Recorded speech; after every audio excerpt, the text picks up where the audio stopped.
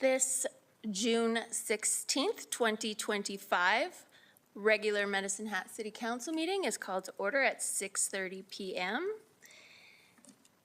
We will begin with a moment of prayer or reflection.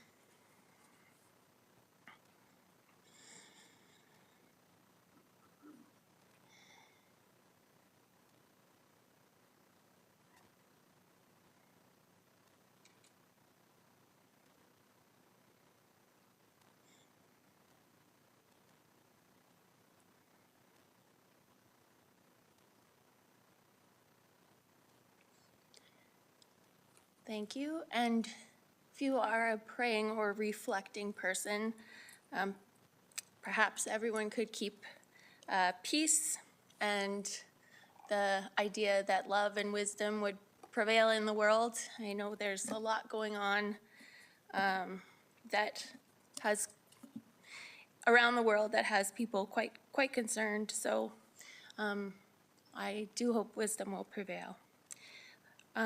The City of Medicine Hat acknowledges that we live and work on treaty territory.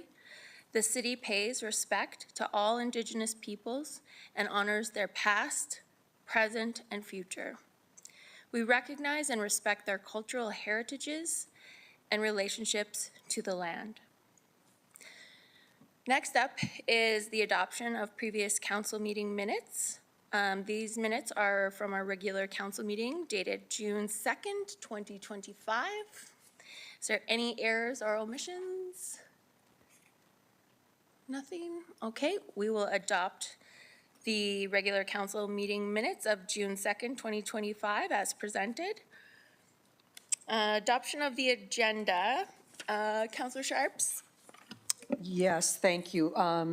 Two changes. One is, they both relevant to 12.1, the food waste organics composting facility capital funding request. Just a deferral till the first meeting in July, I believe, should suffice. City manager, can you make, okay, thank you. And then on. Can you orient me again? Yes. Sorry, where are we? 12.1. 12.1, okay, Yeah, thank you. no problem.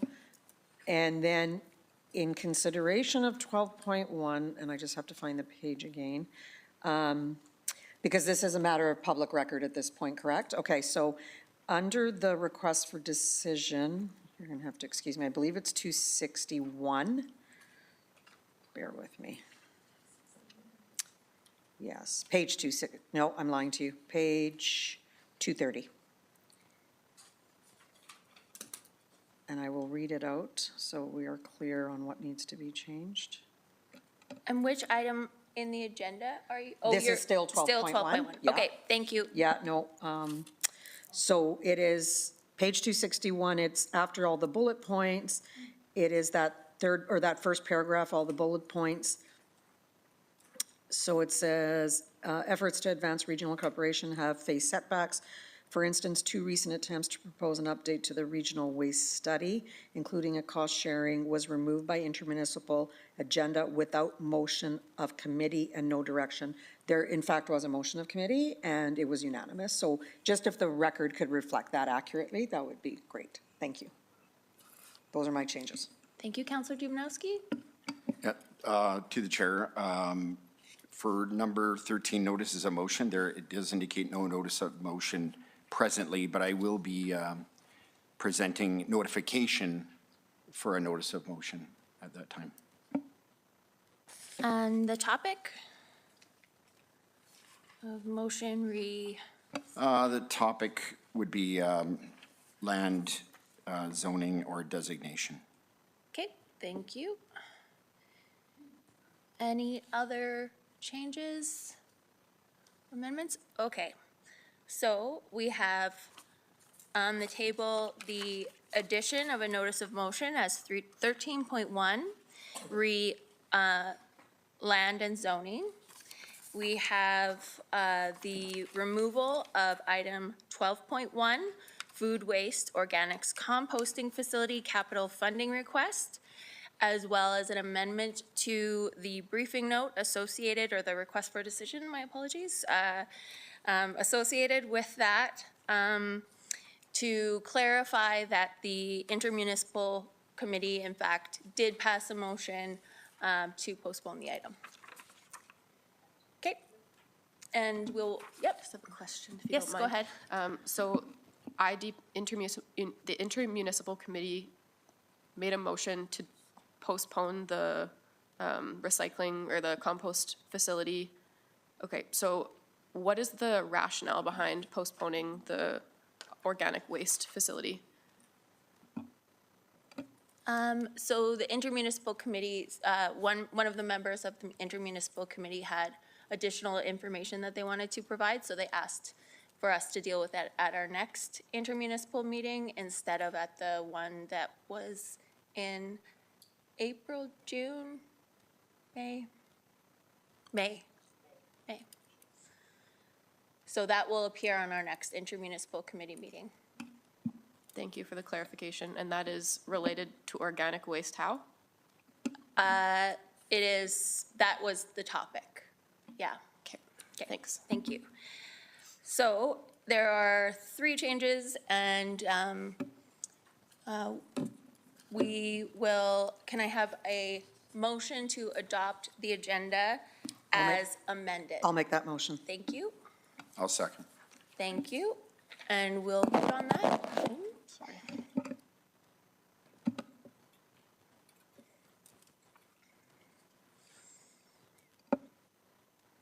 And that's unanimous. Next up is counselor announcements, and we have a counselor announcement from Counselor Hyder and Counselor Van Dyke. Counselor Hyder? Thank you, Mayor Clark, and through the chair.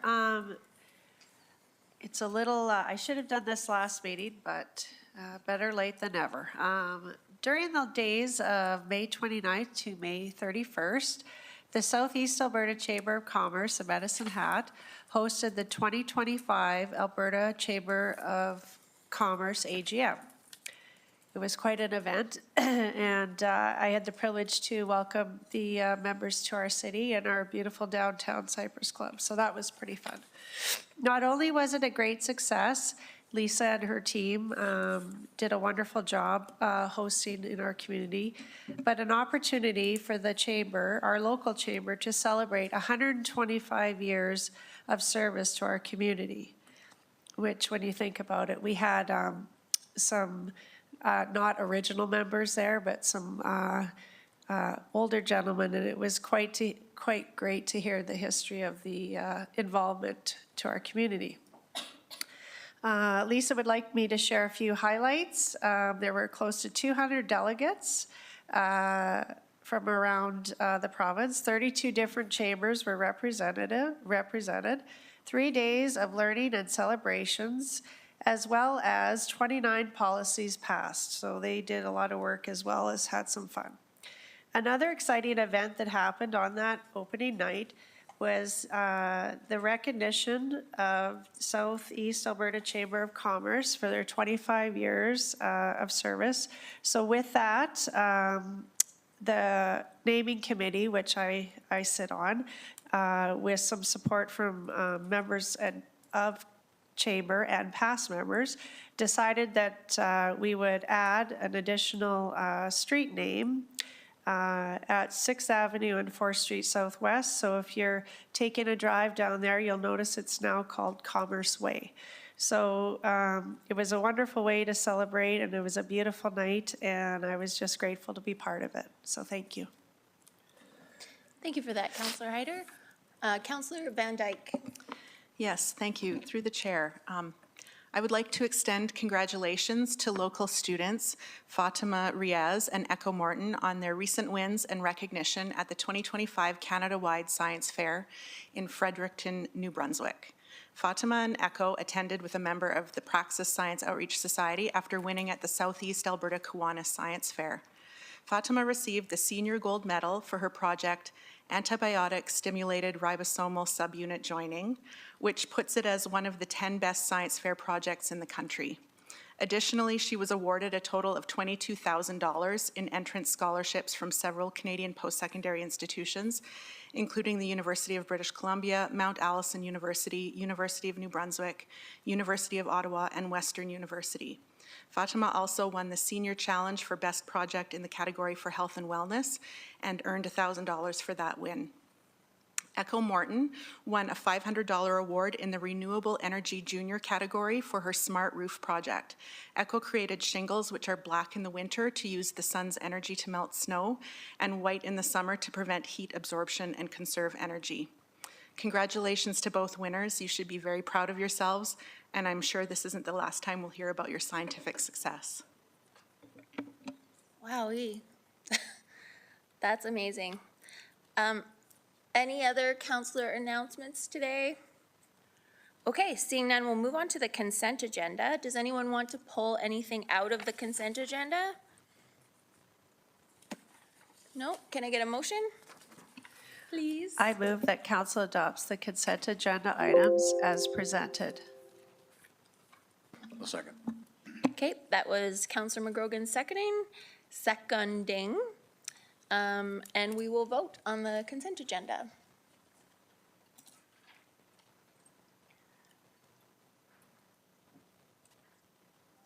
That is the last one. So we'll just have to reset it. There we go.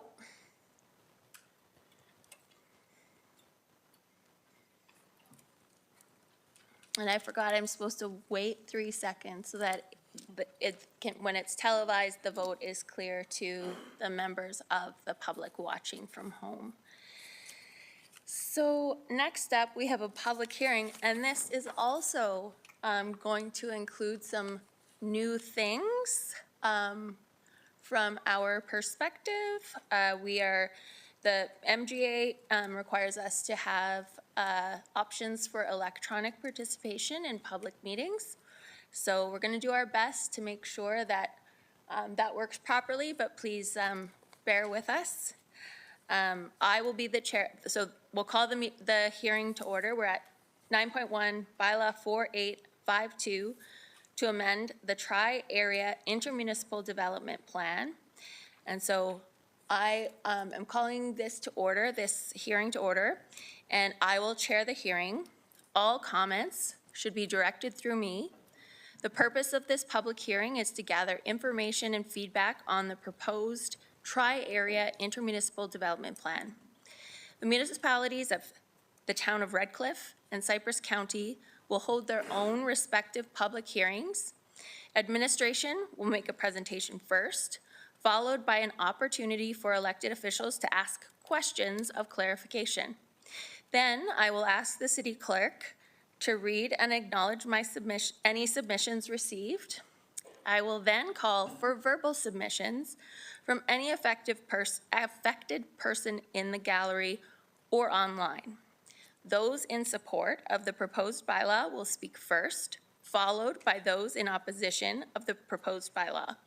Participants who are attending in person will speak first, followed by those who are attending virtually. For participants who are attending online, you are required to use the raise hand feature on the MS Teams meeting to indicate you would like to speak. This is a new process, so as I said, we're hoping for the best, but please bear with us. If any presenter is referring to a written document, including a map, photograph, or a report, a copy of those documents must be left with administrative staff. Could they be emailed? Yeah, and what would the email? To clerk@medicinehat.ca. To ensure consistency and fairness amongst all participants, oral presentations from those in support or in opposition will be limited to a maximum of 5 minutes. A countdown timer will be visible on the screen. At the end of 5 minutes, staff are authorized to deactivate microphones during the public hearing to avoid disruptions to the proceedings. The purpose of tonight's public hearing, we did that already. No debate or discussion amongst the councilors is to occur, and no votes are to be taken during the public hearing. Councilors would have an opportunity to ask questions of clarification from any presenter, but again, debate waits until after the public hearing is closed. So with that, administration, if you wouldn't mind, please introducing yourselves and providing us with your presentation. We have Ted Nestor, Senior Planner, and John Popoff, City Planner and Director of Development Services, who are going to be presenting. Thank you very much. Go ahead, Mr. Nestor. Good evening, members of council. As part of the public hearing on this update or amendment to the Tri-Area Intermunicipal Development Plan, I just want to go through some background information. A lot of this stuff has been presented previously, and just kind of as a refresher as to how we got to this point and specifically what the amendment that we're looking at right now entails. So as far as the presentation goes, basically we'll provide a little bit of a background history. So again, a lot of this information has been presented already before. The actual amendment that we're discussing here tonight, and just the current status of where the approval process is for this particular amendment. So just to start off with just a bit of background and history, as you probably recall, we were here, I guess about a couple months ago with regards to the intermunicipal development plan, which was actually a pretty significant update that we were working on with both Cypress County and the town of Red Cliff.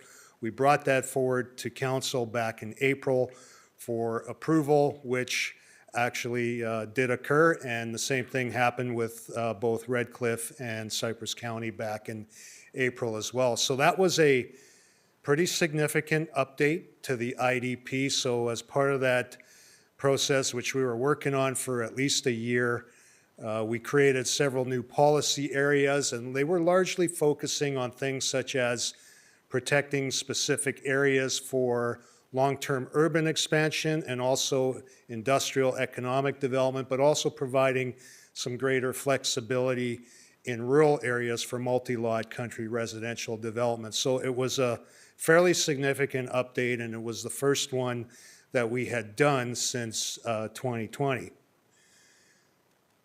So with regards to this particular IDP amendment, the initial amendments that were proposed actually came from Cypress County, and they occurred in February. So we had our joint public hearing in February, all three municipalities at the college on the IDP, and this was approximately a couple of weeks afterwards. Some proposed additional amendments came forward from Cypress County, and we were already in the process of second, third readings, and it was, pretty late to come up with these amendments. So, but what we ended up doing was there were two specific areas that the county was focusing on. Number one was clarifying or providing some additional language with regards to annexation, and then also some amendments to the sand and gravel resource area on the east side of the IDP area. So we were able, as far as the annexation component is concerned, we were able to incorporate some changes. We didn't change the policies as they pertain to annexation, but just some additional language for clarification purposes. So we were able to incorporate that as part of the last IDP update. The proposed changes to the sand and gravel resource area were much more significant. They had some significant policy implications, and we had done our homework on that, and basically, because of these changes that were being proposed, it would have triggered under the MGA, we were entitled to have one public hearing, and they would have, they were significant changes, and they would have triggered the need for a public hearing and a creation of a new bylaw. So we were not able to capture that component as part of the last IDP update. So what we concluded was that we approved the IDP as we did in April, but we would go back to the drawing board and work on trying to resolve this issue with this amendment as it pertained to the sand and gravel resource area. So we had worked on that, and we had bounced around several other alternatives, some other options. And so basically, what we concluded, or what we recommended, what the project working group composed of the 3 municipalities recommended was there's a change to the boundaries. So the language in the IDP, the policy language and everything else doesn't change. So what was agreed upon was we would shift the eastern boundary of the IDP area further to the west, several quarter sections, so north of the rail line, the CPKC rail line, and just move it further west. So that's what you see on this map here. So the first map, the one on the left, that shows the current IDP boundary as it was approved in April. The one on the right, as you can tell, the boundary on the east side has been moved further to the west, closer to the city, approximately 2 or 3 quarter sections from the city boundaries. So that's the proposed amendment. So what we looked at from the city's perspective, we didn't see this as being having negative impacts on the city. Cypress County has expressed some greater flexibility in terms of economic development in that area. So we're generally, from our perspective, we were generally supportive of this change. And so basically what happens is that the 2 policy areas in the IDP on the east side, the sand and gravel resource area, along with the rural development area, so the east rural development area, they basically get smaller. So that's the proposed amendment that we're looking at right now. And in terms of where things are, in terms of the status with regards to the approval of the of this amendment, so each of the 3 municipalities has held, or we're having our public hearing tonight, and both Cypress and Red Cliff have had their public hearings over the last couple of weeks. So Cypress County, they had their public hearing back on June the 3rd, and the town of Red Cliff was last week on the 9th of June, and both municipalities approved the proposed amendment. So now it's our turn here to discuss this particular amendment to the IDP. So that is the presentation. That basically, kind of more or less covers what's transpired, how we got to this point, and the specific amendment that we're discussing here tonight. Thank you. That's the end of your presentation? That's it. Okay, thank you very much. I will just add once again my deep gratitude for this going as quickly and smoothly as it has. And I think we can all be very proud that, the IMC was working together and you guys were, so quick to collaborate with the other 2 municipalities, and that is really, really appreciated. Okay, I gotta get back on track here. So now Councillor Robbins. Yes, thank you, and through the chair, just, I know that you weren't involved in the original negotiation of the boundaries, but I'm just wondering if you had any sense in reviewing the historical material, well, it's not that historical, 5 years ago, but why the boundary would have extended that far east to begin with? Do you have any sense of why it was negotiated in such a way? If you don't, I mean, you weren't there, so, unless you were there and I missed it. Through the chair to Councillor Robbins, no, I am not sure as to why that boundary was selected. I know we did have some discussions with regards to what's being proposed here. We had some discussions with all the 2 other parties in terms of where that boundary should be, so it was a bit of a moving target. And this is what Cypress County really desired to have the boundary here at this point. So we did, as going through this process, there was a little bit of back and forth to see where that boundary would be ultimately placed. But as far as the original boundary, I honestly can't answer that question in terms of what the rationale was for where it was, so. Sure, that's fair. It was other people, other time, but thank you very much for your work. I don't see any other questions, so I'm now going to ask the city clerk to provide her report. Thank you, Your Worship. Bylaw 4851 to amend the Tri-Area Intermunicipal Development Plan. Bylaw 4851 received first reading on May 5th, 2025. The public notice of the subject bylaw was published in the Medicine Hat News on Saturday, May 31st and June 7th, 2025 respectively. No written submissions have been received. Thank you. I will now call for, if anyone in the gallery or online has something to contribute or wants to speak for or against bylaw 4852, please come down. If you're in the gallery, please come down to the podium up here. And is there a piece of paper up there for them to write their name on? Okay, you can write down your first and last name.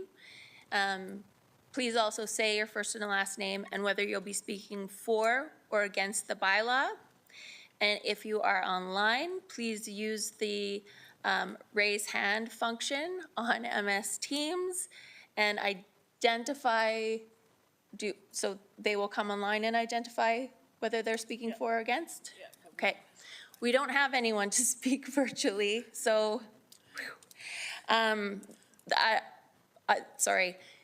We would potentially now just have a list of people that would speak for or against.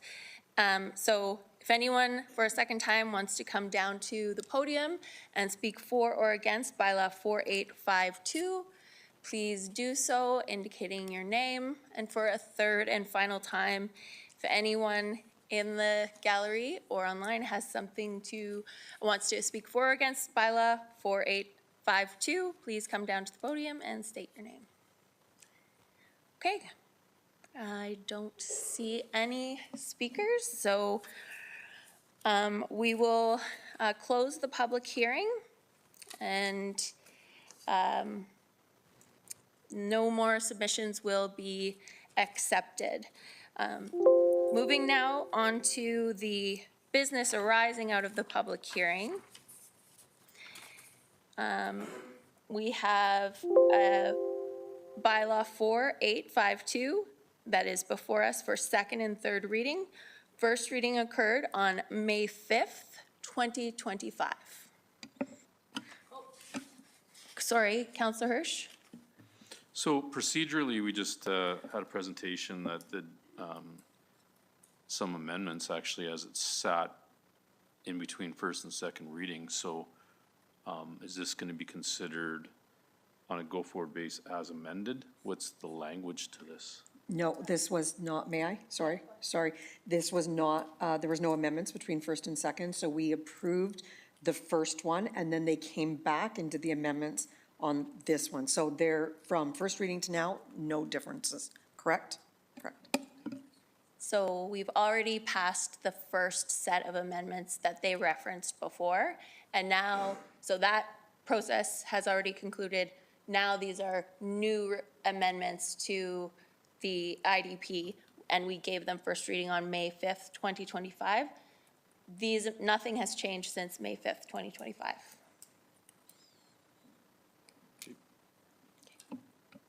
I got a nod from Ted. Yes, please. I'll give you a motion there, Mayor Clark. I move that council gives a second reading to bylaw 4852. I'll second that. Any discussion? Seeing none, we'll vote on second reading of bylaw 4852 to amend the Tri-Area Intermunicipal Development Plan. That's unanimous. I move that council gives third and final reading to bylaw 4852 to amend the Tri-Area Intermunicipal Development Plan. And I'll second that.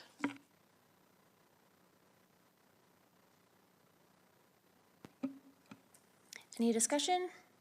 Seeing none? We will vote.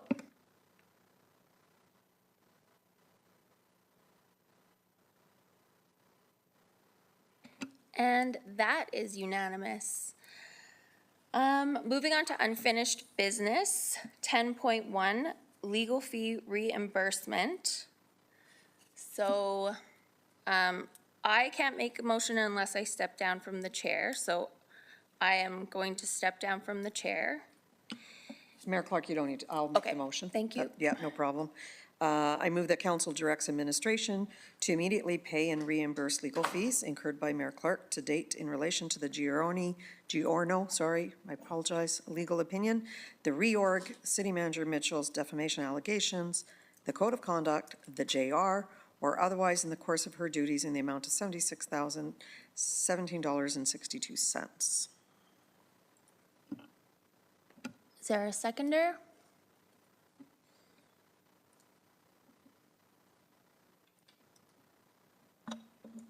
I will second for the sake of the discussion. Thank you. Since you made the motion, you can speak to the motion. I forgot that's how it works. Okay. So the reason I made the motion is, number one, I think that we owe the community anything that comes across this agenda to have a robust conversation about whether you agree, disagree, don't want to have a conversation. It was brought forward.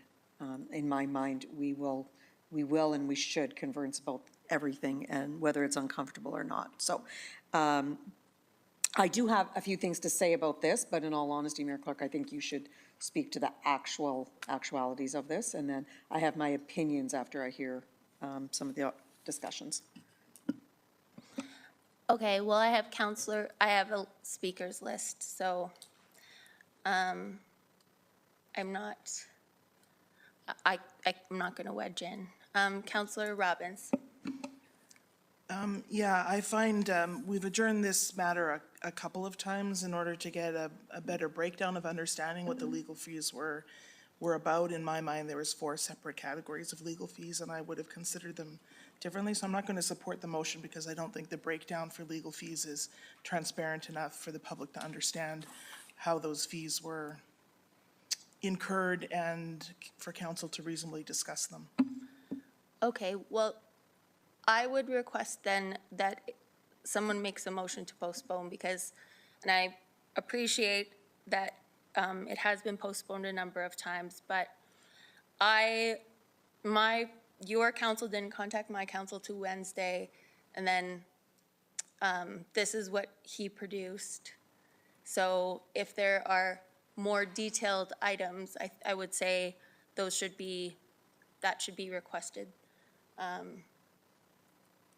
more specifically through your council to mine. I'm not sure if I can postpone. So I was not here for that conversation about line item discussions, so I don't know what it was. What is it that we're looking for on this line item?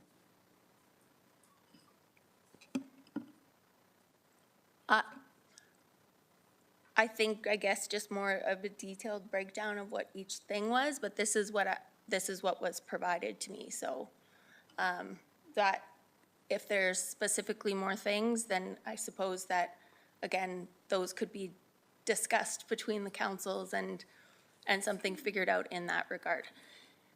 Councilor Dumanowski.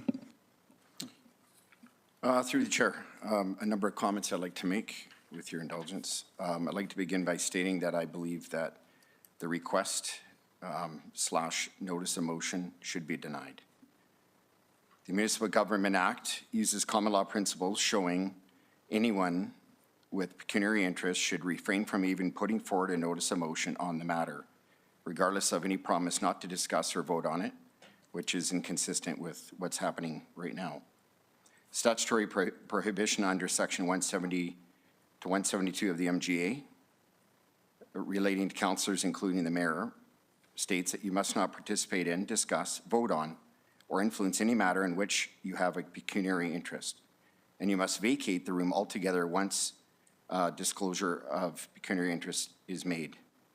A request, as indicated in the agenda, the sponsor, Mayor Clark, by a person with pecuniary interest is equivalent to a notice of motion. Sponsoring or moving a request or notice of motion constitutes participating and influencing deliberations, which is expressly barred even if no vote will be cast by that member. Common law bias rules, the courts presume bias against pecuniary interest when a pecuniary interest exists. So full recusal, including refraining from initiating the motion, is required to uphold procedural fairness. Fiduciary duty as a public trustee, councillor and a mayor must place public interests above personal gain. Taking any step to advance a motion breaches that duty and erodes confidence in the citizenry. Violations can lead to disqualification under Section 174 of the MGA and reputational damage, reinforcing why abstention by that member must be complete, not partial. Making a request or a notice of motion is not a neutral administrative act. It kicks off debate, it shapes the agenda, and signals support for a particular outcome. The MGA's ban on taking part in any discussion or influencing a matter plainly extends to the act of sponsoring or seconding a motion. Even pledging not to vote or speak does not neutralize the influence. Courts have held that you cannot be your own judge, and so full recusal, including refraining from any formal role in initiating a motion, is essential.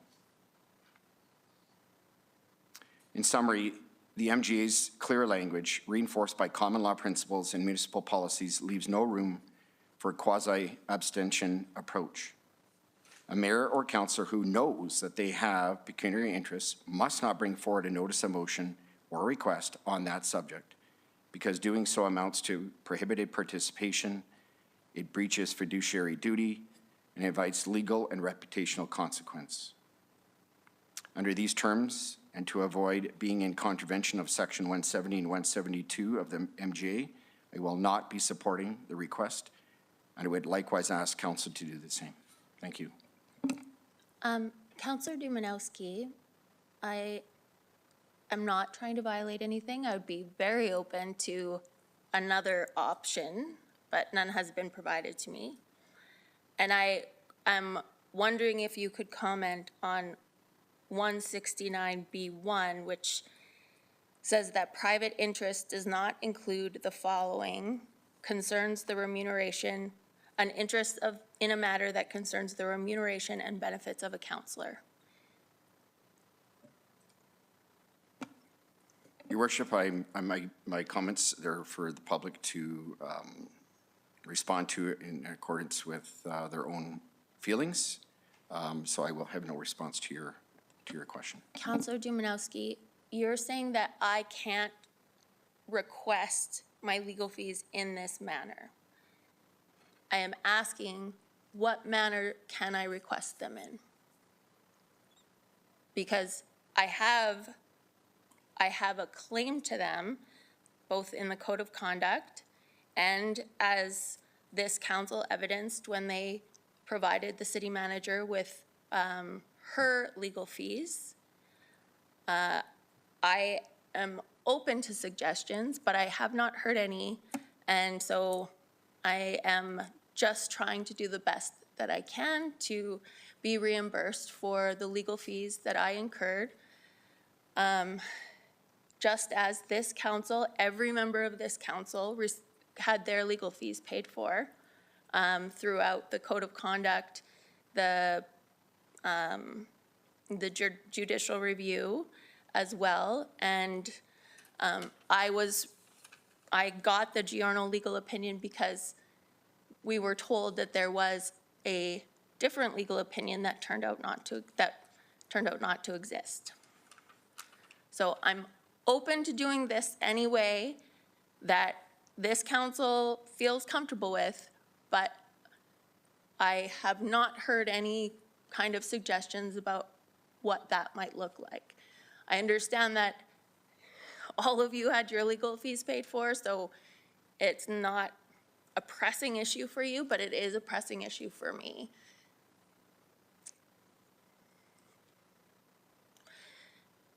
Nothing? Okay.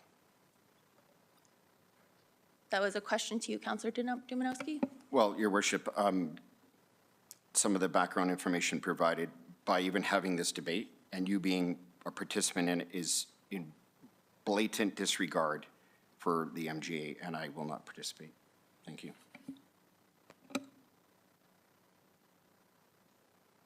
Okay. Councillor Canodal. Thank you, Mayor Clark. Through the chair, just some quick ideas that the internet has provided me with in regards to proper means to request legal fee reimbursement despite pecuniary interest. Number one, submit a formal written request to council via the CAO, preparing a written submission outlining the nature of the legal matter, the justification for reimbursement, the amount and documentation of the legal costs. This request should be sent through the CAO or another administrative official, not directly to council. This approach avoids active participation and maintains administrative neutrality. Number two, declare the pecuniary interest publicly. At the council meeting where the matter is to be discussed, Mayor Clark must declare the pecuniary interest, state the general nature of the interest. For example, I stand to receive reimbursement of personal legal fees if this matter is approved. Leave the room during the discussion and voting as per MGA Section 172(1). Allow council to deliberate independently. Here, we can review the request, ask the CAO for legal or policy advice, and make a decision on whether reimbursement is appropriate. Use a third party to present supporting information if needed.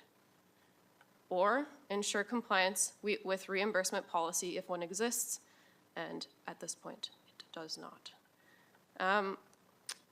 Outside of that, I have my own feelings about this, and I will share them now.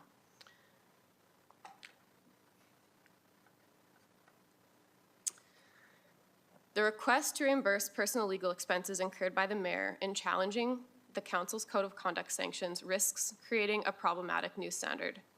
Other than the bill for legal advice about the administrative bylaw, these were personal costs borne to the mayor in defending herself against findings of misconduct. The judicial review did not overturn the breach, only the proportionality of the sanctions. Reimbursing these costs would shift personal accountability costs onto taxpayers unfairly. It is crucial to distinguish this from the city manager's prior legal fee reimbursement.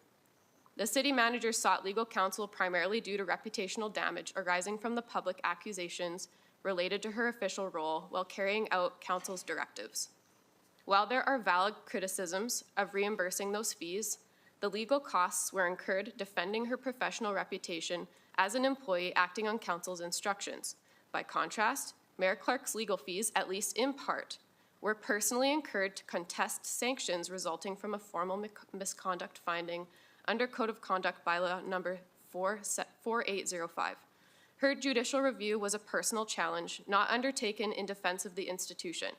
To reinforce this further, the itemized list of invoices Mayor Clark provided to council just over an hour ago, totaling $58,915, defines the matters discussed with her legal counsel were specifically defamation and code of conduct inquiry. The distinction is critical. The city manager's legal process, a reimbursement of $12,000, was related to public defamation. The mayor's was an individual defense against institutional accountability. Treating these cases the same would misrepresent who benefits and risks misusing public funds. The mayor was sanctioned following a clear finding that she breached the code of conduct during an August 2023 exchange with the city manager. While the court ruled that the sanctions were excessive in scope, it affirmed the breach itself.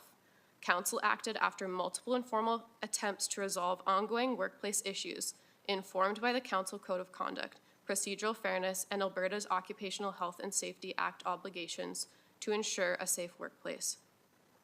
Section 4 of Code of Conduct Bylaw number 4805 allows council to consider the nature, frequency, and severity of conduct.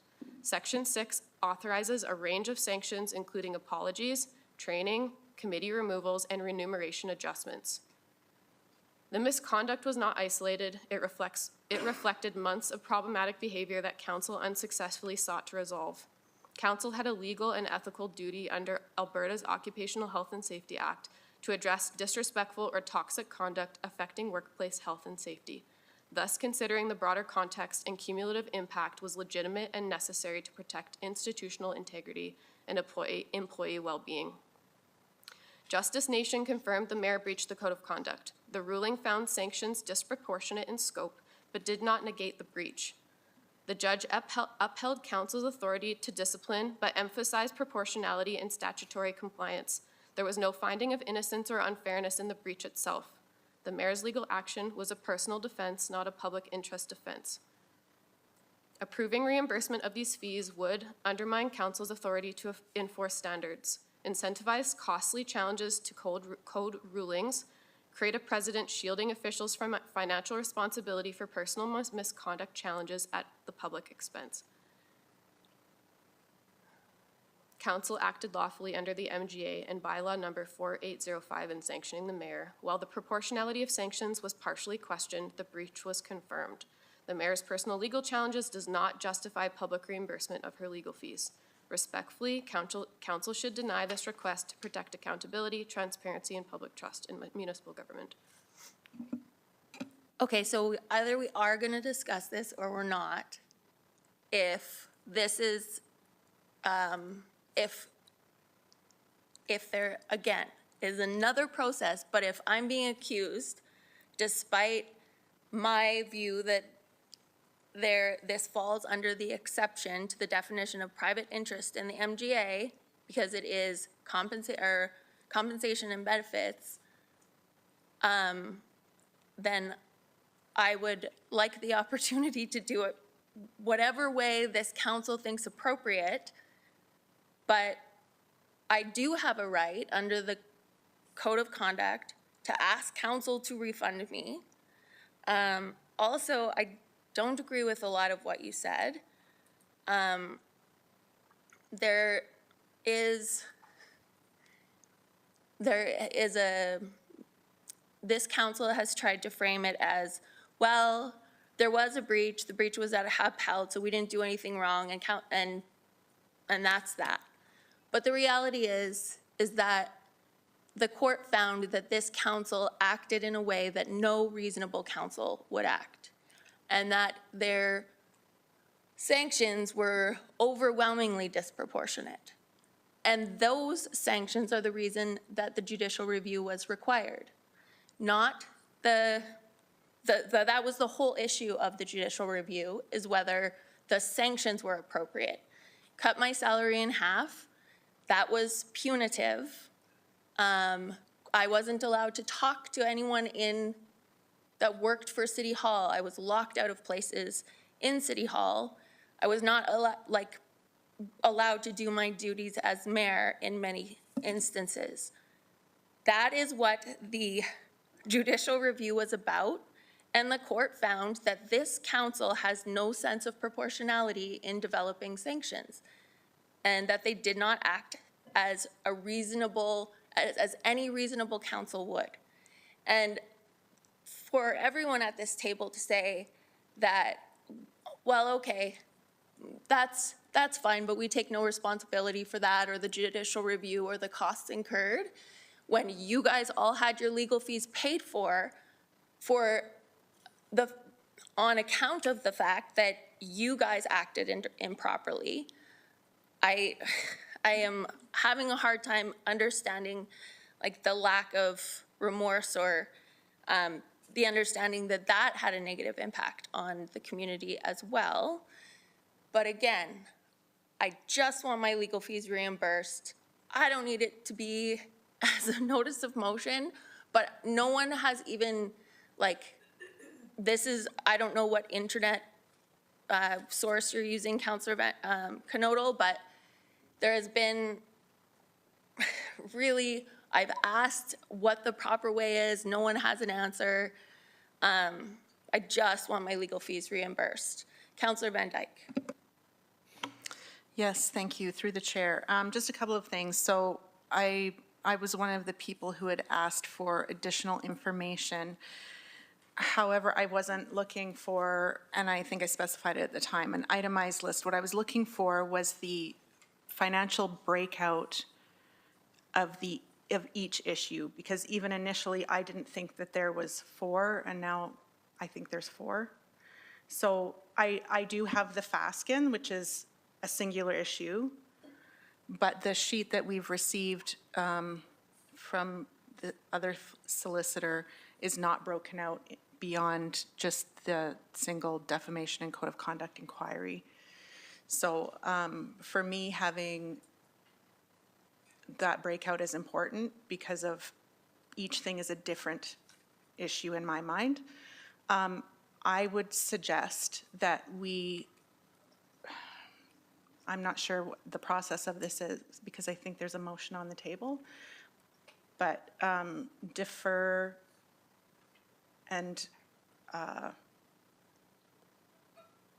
we would seek counsel with our counsel about what the proper process for this would be.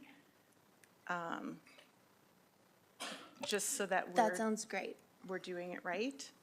So that's what I would suggest. I can make that motion. I don't know how to word it right, though, I'm sorry. Sorry, Steph. And can you wordsmith it for me a little bit? Make a motion to defer this until council has consulted with legal counsel around the best or the most suitable process forward. Yes, best course of action. Thank you, City Clerk.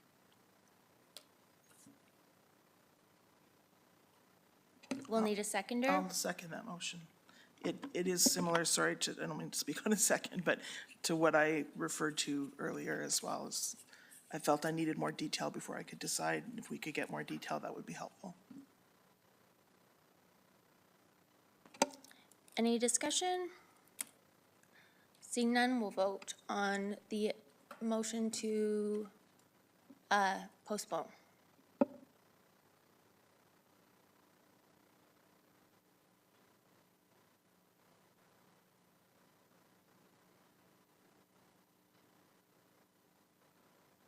Counselor Van Dyke, how do you vote?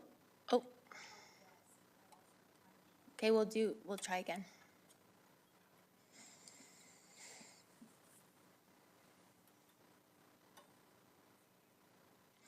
That passes. Next item. Point of order, Your Worship. So we still do not have any clarification whether or not you have the ability to stand on this item. I believe, oh, okay, sorry. I believe that is what the motion was but put yet- forward to address. So I appreciate that, but I think optically, I'm not sure if it would have been even appropriate for you to vote on a matter that is actually in front of you regarding yourself.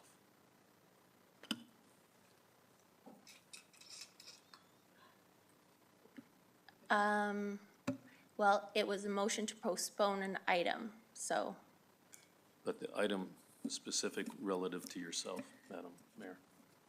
So I don't know relative to the city clerk or our city solicitor, the appropriateness of what we just did. well, as I said, I think that it falls, it is excluded by the definition of private interest in the MGA. Like that, because it is in relation to benefits and like you vote on the counselor compensation policy, someone motions the counselor compensation policy. So that is my perspective. And I don't know what the answer is. Counselor Sharps? I've asked, just asked whether the city clerk or the city solicitor could opine. Would you like to opine, City Solicitor Bullock? Through the chair, it's up to each individual council member to govern themselves and police themselves as it relates to pecuniary interests. They have to make that judgment call on their own, and then if council were to think that something was done contrary to the MGA, they would have to consider getting some legal advice about that. But it's up to individual council members to make that call on their own. Counselor Sharps? Yeah, I'm going to speak to the first and the second motion. Sorry if that's all right, probably not, but I'm going to anyway. So I made the motion because I think we need to talk about this, and I'm going to go right back to the root cause. On August 21st, I am the one that made the point of order, and I am the one that asked you to stop the conversation, and not for any other reason that I do think that performance, and you and I have talked about it, we've had a very forthright conversation. I do believe that anything related to performance should never be done in an open, regardless of how I feel about the situation, and that is why I stopped it. I did not stop it for content or any other reason. In retrospect, the bylaw was broken. It was found to be broken. And so in retrospect, you also have to be adult enough to say, okay, Mayor Clark, you called it. I didn't see it. We didn't see it. It is what it is. You were forced to get an opinion. I do feel bad about that, but I also feel that that portion should be covered completely in your mayoral duties, and that is how I feel. But second to that, I don't remember ever voting to have our legal fees covered. So why is it that one individual has to cover it? And then when we do it, because we're on the receiving end of it, don't get me wrong, I have no desire to pay this legal bill whatsoever, but I also don't think that, you took us to JR, where the council made the decision on the sanctions. I went back and watched every meeting, and at no point was there a motion of council to cover our costs with the legal. So what would the difference be? And I can't find one. So I have to say, I personally, as much as I supported your motion, I don't want to spend any more city taxpayer money on this. We've got our hands smacked by the province continuously on the sanctions. I hear around the table so many times, why can't we just move forward? Well, this is part of moving forward, is admitting what we didn't do right, cutting our losses.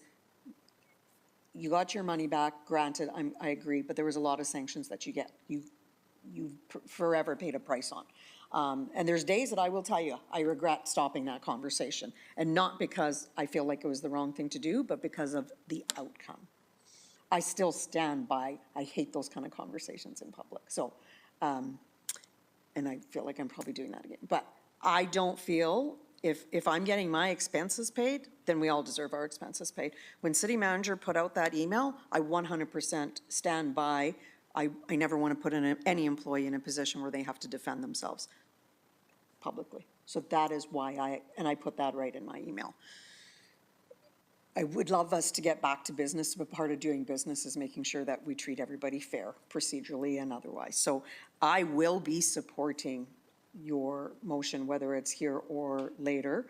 I will also say that this went in front of admin committee, and it does say that this is a recommendation of administration. Is that a reason that it came as a recommendation of administration? Or is there it says that we direct administration, well, all the motions here are at some point administration. Oh, you did it? Oh, okay, my bad, I apologize. I spoke incorrectly. But I do think that if city manager's gonna have her expenses covered, we had our expenses covered, I'm not sure why you wouldn't. It just seems very unfair. So, there it is. Councillor McGrogan? Yeah, thank you. So this has been postponed, but I really think there's a couple things that I just want to communicate. For the record, as everybody would know that's been following this, it's really, we haven't postponed it at all. It's been you, Mayor Clark, until now. And the last time. And I think, could you just, everybody kind of has to respond to you. I'd just like to just finish what I have to say, and you can have the floor. So I would like to, we got this accounting of the bill, which is a full page of line items, given to us at the beginning of open. I would like time to reflect on them. I don't think that we should outright refuse it. I think that there's certain parts that I think we are responsible for. As far as having our legal fees paid, we were put into a position where we had to do our job. We weren't forced, we weren't out looking for legal opinions other than how do we follow this process properly. So as a group, our legal fees were paid so that we attempted to get to the right conclusion. We didn't go off on our own and say, we need lawyers. That wasn't, so I don't look at what, any legal fees that we have incurred. We're trying to follow a process that no one else has had to follow until this time. So I really look forward to just dissecting this invoice. I'm not saying that some of it shouldn't be paid. I actually don't agree with some of it, but I'm not going to get into that now because it's been postponed. But I guess it is public, and I look forward to going through this. I also look forward to hearing whether or not you have a voting privilege here. I do agree that there has to be some way that you can bring this to the table. I totally agree with that. So I'm kind of in the middle on all this, and I feel a little bit like Solomon, but I really think we need to, now that we've got the, I guess, details, whatever they are, that we can take some time to go over them and sort out where it's going, and then whether or not you have a vote at the table. Thank you. City Manager Mitchell. Through the chair, to Councillor Knodel, just a point of correction. You did mention the figure of my legal fees of $12,000. It was actually $6,500. And I just wanted to make sure that was clear for the public record. Thank you. All right, moving on to item 10.2, I believe, 10.2, proactive disclosure of certain metrics. Oh, yes. Did we not have to do anything with the first motion that I made? No, would just because the we postpone it? postponed it. Okay, yeah. That's okay. Actually, I'm not going to be here at the next meeting.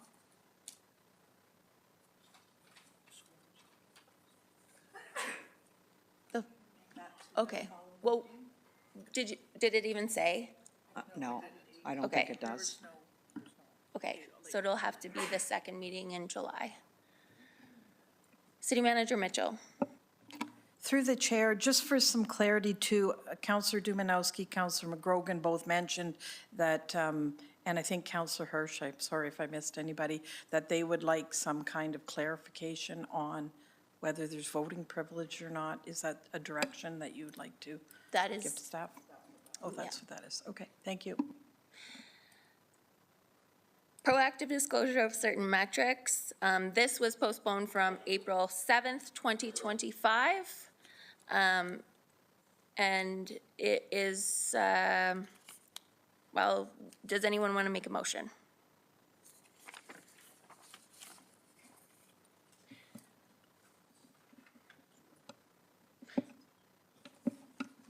City Clerk, would you like to present the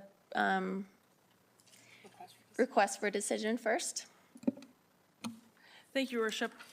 So on page 199 is the recommended motion that council directs administration to provide the following statistical information where there are greater than 5 data points for a reporting period within a triannual period.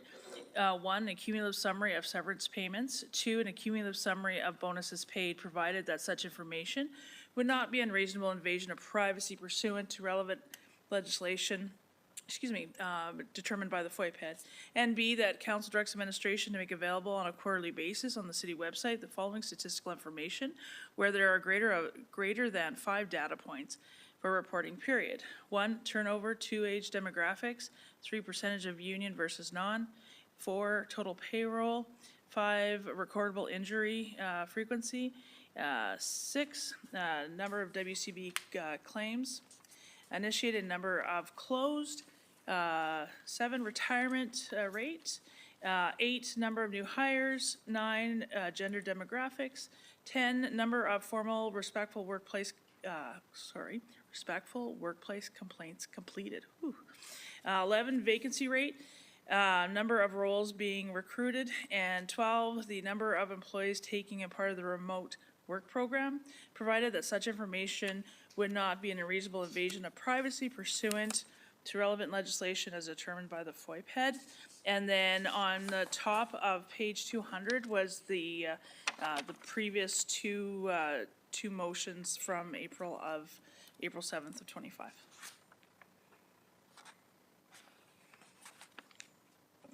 Thank you. Councillor Sharps? Just a quick question. I can read the motion, but one of the metrics, unless I'm missing it, was the total number of employees. Was there a reason that wasn't on the, or did I miss that? Go ahead, Director Conk. Thank you. I'm sorry, Koken, I'll remember. Thank you, Mayor Clark. Through the chair to Councillor Sharps. So we didn't take full employee count because our numbers fluctuate so much. When we have seasonal, temporary, casual, right through the year. So we do have, total FTE. And so in the discussion, when we put these together in my team, we sat down, we did sit down, have a meeting and went, okay, so what would be pertinent for council, what would be pertinent for the community, what tells a really good, what gives a good overview of the organization. So we turned all of these and we actually looked at total payroll of year-to-date versus budget. And so we had the rationale of that actually does give the community a good idea, and to yourself as well as council, where our spend is. And over time, every quarter, you can see then a trend, which either way it would go. So we're still this was just a suggested list, just because that total employee headcount number can fluctuate so severely. So when you think of what a total headcount would look like in January, then all of a sudden in June, those numbers, the delta is quite large because of course we'd have all of our seasonal. And rather than having to explain all of that, but that was the rationale behind it. So may I, Mayor Clark, to follow up? Actually, I think that's exactly my point. Yeah. I don't think that sometimes the community knows, and to your point, seasonally, when you have to do all that recruiting, because people say, what's HR doing all day? Yeah. Well, there's actually a huge influx come seasonal labor. And so I think, so personally, I like having FTE in seasonal. The reason I wasn't a lover of the payroll is, let's say it went up, is the argument they all got pay raises versus the number of staff went up.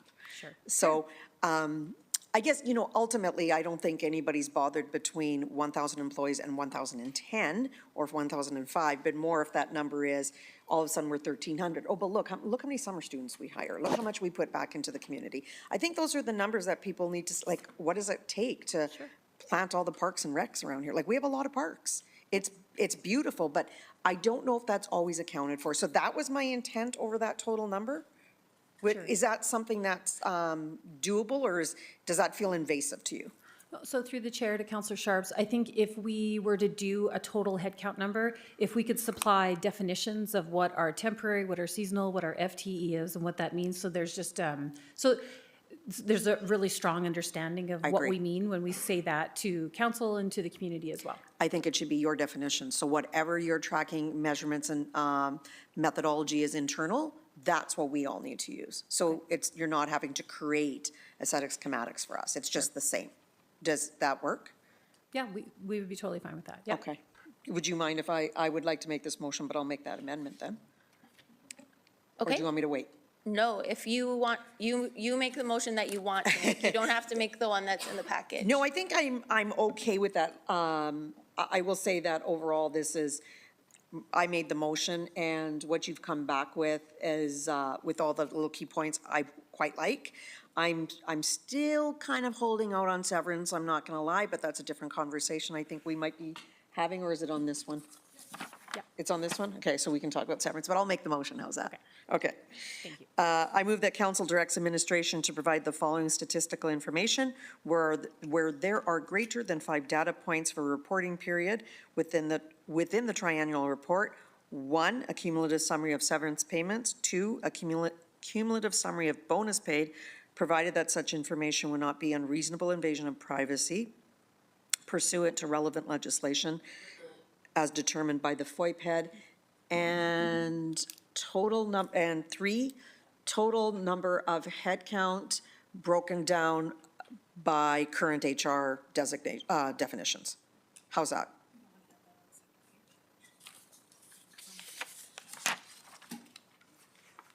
That's the second part.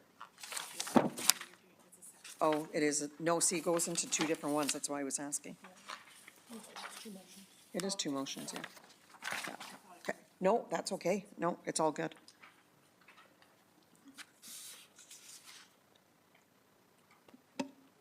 Okay, so there's two Yeah. recommended motions. We're just dealing with the first one right now. Yeah, why is there two? I don't remember seeing. You could actually, if you wanted, make them both at once. Is there any concern, City Clerk? No. There's a reason that it came out as two, is there, other than? It's large. Ditto, okay, got it. Does it change how administration deals with the motion?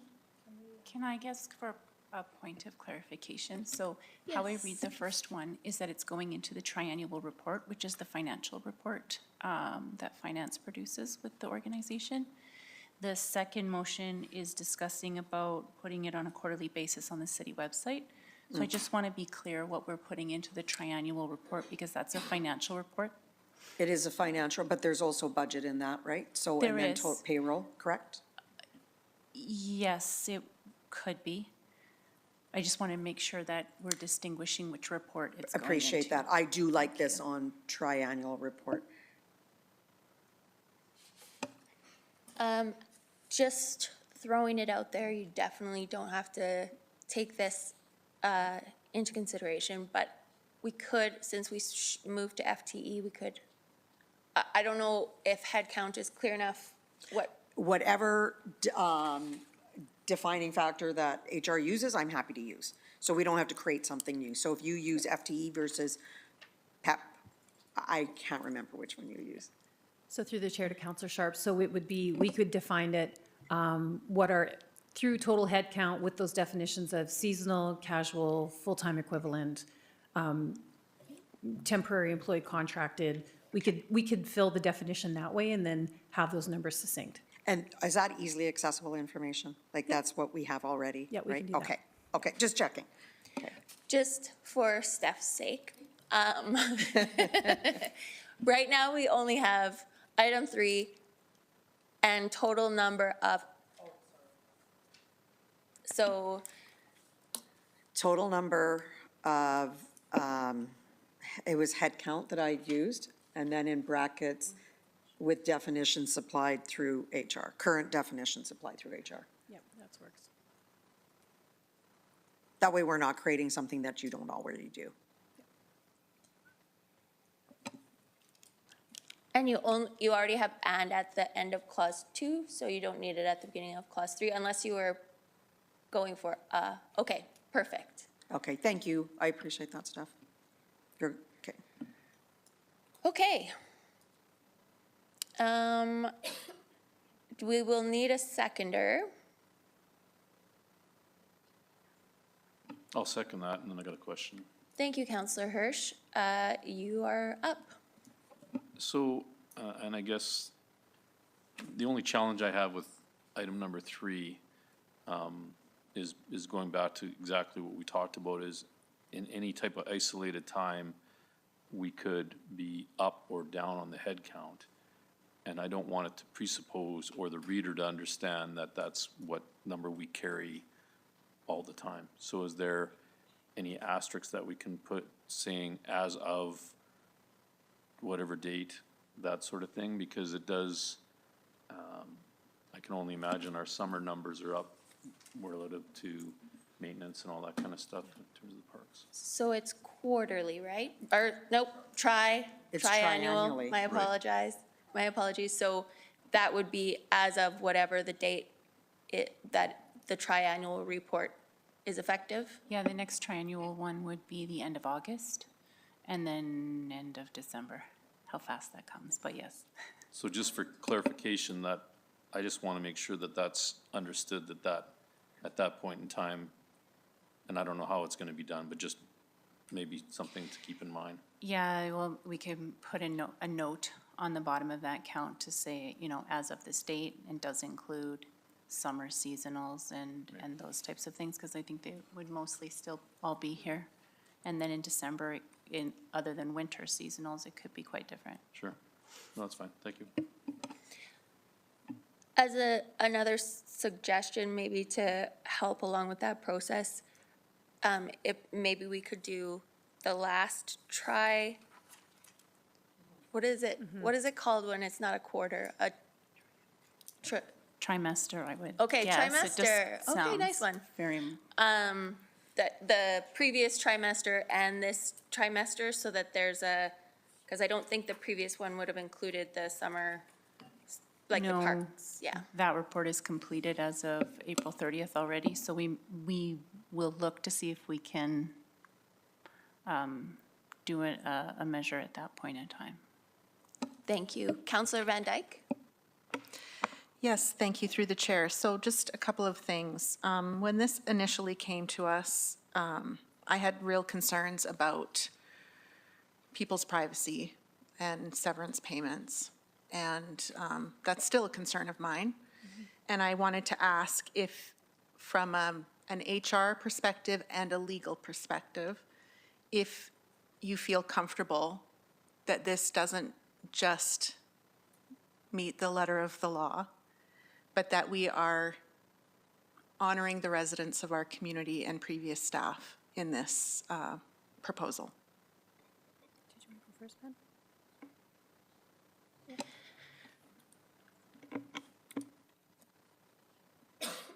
Go ahead. Thank you, through the chair. I do think that this meets the best practices for privacy. My background is working at a hospital, and this is based on the privacy officer there, what his recommendations were for protecting privacy. A supplemental question.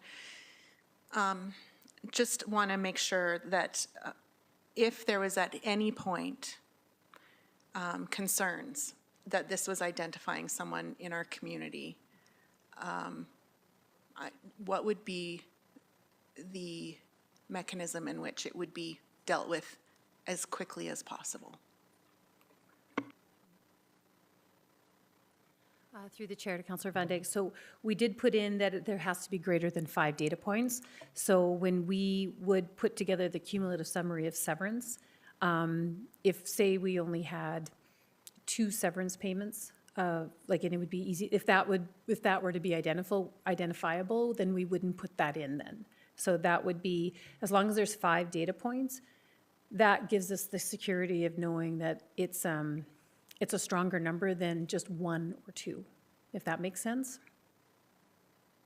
Sorry, one more. So basically, if it's a severance payment, we won't get the cumulative severances until there's 5 people in that group.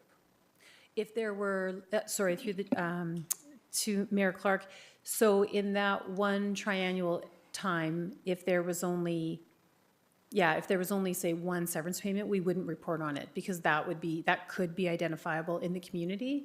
So in the next triannual, I don't know why I'm having a problem, in the next period,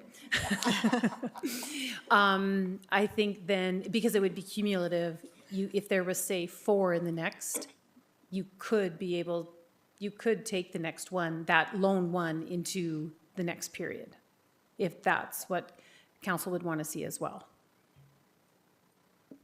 Councillor Van Dyke? Yes, thank you. I guess what I'm trying to say is that I hope that if at any point this policy causes harm, that it would be brought back immediately to council to be rectified. Thank you. Absolutely. City Manager Mitchell? Through the chair, I think we've all danced around this, but one thing that I just want to say very clearly, that we will be very conscious of protecting the employees' privacy. But more than that, I think we need to be clear in the reporting that this is from January 1st till the end of April, because we all kind of mentioned it, but just to be clear, it'll be stated that this data is from this point, and we'll make sure that that is clearly outlined in the report. Thank you. Councillor McGrogan? Thank you, through the chair. So really appreciate the work that's been done on this and the consideration of people's privacy. I just don't want the public to lose sight that we're trying to be both protective of personal information, but also giving people information that they're entitled to, being that, you know, we work for the community. So trying to find this balance, I know, is difficult, but I think in the end, the efforts, I think, are very, very good. And the idea that we can actually report to the community, here's what the different payments, this is how many people we have, all these things are really what the community wants. I don't think anybody's really interested in identifying one or two people, but my one concern would be if, let's say in one trimester, we only had, let's say, 2 people that were paid a severance, not 5, then, you know, there should be still some reporting of them to the community. I don't know if it's maybe a year-end kind of cumulative thing, how it would look, but I still think it shouldn't get lost in the total number. So I don't know how that would be calculated, but I appreciate your efforts and I'll be supporting this motion. Thank you. Councillor Dumanowski. Thank you, through the chair. Yeah, certainly in our attempt to create additional disclosure, what we have before us certainly delves into this in a very considerable way. My concern and some of the comments made regarding the potential identification of employees. We talked about, the comments were made about protecting privacy. Those are serious considerations, and I absolutely heed the comments of Councillor Van Dyke. With one step, I don't want to wait until, and I'm not suggesting you do, but I don't even want to wait until that happens before we backtrack, because that will have its own repercussions. For me, much of what's recommended there in section A and B, I support. I'm a little surprised, and I don't support on B1 the turnover rate, 2 age demographics, for lots of reasons. I'm worried about what that data set communicates or presents. 7, retirement rate, number of retirements to a lesser extent, and number 9, gender demographics. If I may just, I apologize, that, we haven't made that motion yet.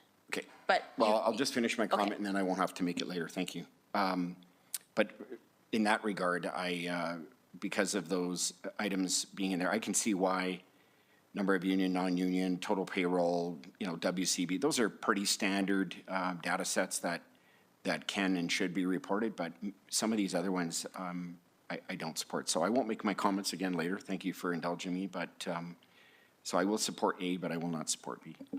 Councillor Knodel. Thank you, Mayor Clark. Through the chair, so between the current motion that's on the floor as well as the future motion, this consolidates a question for both. I'm just curious if city manager can allude to our current tech situation and how gathering this data what that will look like in the current situation and some of the goals we have as an organization moving forward in regards to the speed at which we can gather this data. Thank you. City Manager Mitchell or Director Koken? Either one? All right, thank you through the chair to Councillor Knodel. We definitely have some challenges with our system, with workflows to be able to produce some metrics for sure. That was one of the reasons why we did choose the ones that we had. We know that we can consistently run these kind of numbers and run these kind of metrics. Granted, barring there are some challenges, absolutely. We're working through some of those workflows in the background with our current system. So if there were to be a challenge, I would definitely give the heads up to City Manager Mitchell and say, you know, we may need to readdress this and bring this back to council because we are just consistently finding a challenge with this. So we would be very forward with that information of, you know, we might not be able to bring this one, but these were the ones that we felt very confident in that we could run with our systems, some consistent numbering. Thank you. Any other comments or questions on the current motion? Cumulative summary of severance payments, cumulative summary of bonuses, and the head count. With definitions and those would be included in the tri-annual report. Seeing none, we'll vote on the motion. But don't go far, Director Kochen.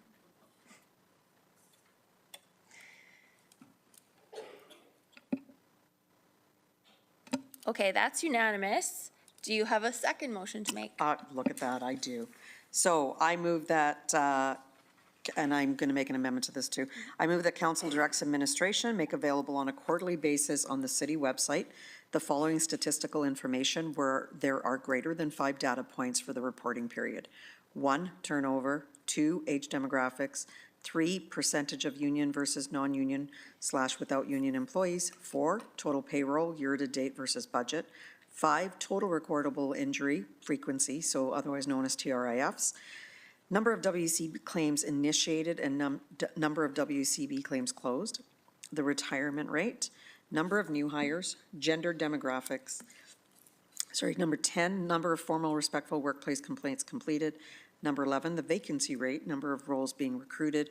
And number 12, number of employees taking part in remote work program, provided that such information would not be an unreasonable invasion of privacy pursuant to relevant legislation as determined by the FOIPAD. Okay. I have a question for you. Sorry, total. Nope. No, I Go ahead. forgot to add total Go number of ahead. employees. I apologize. So just the same data on total number of employees, because this is a website one. So you're adding that as number 13? Yes, I Okay. apologize, 13, yes.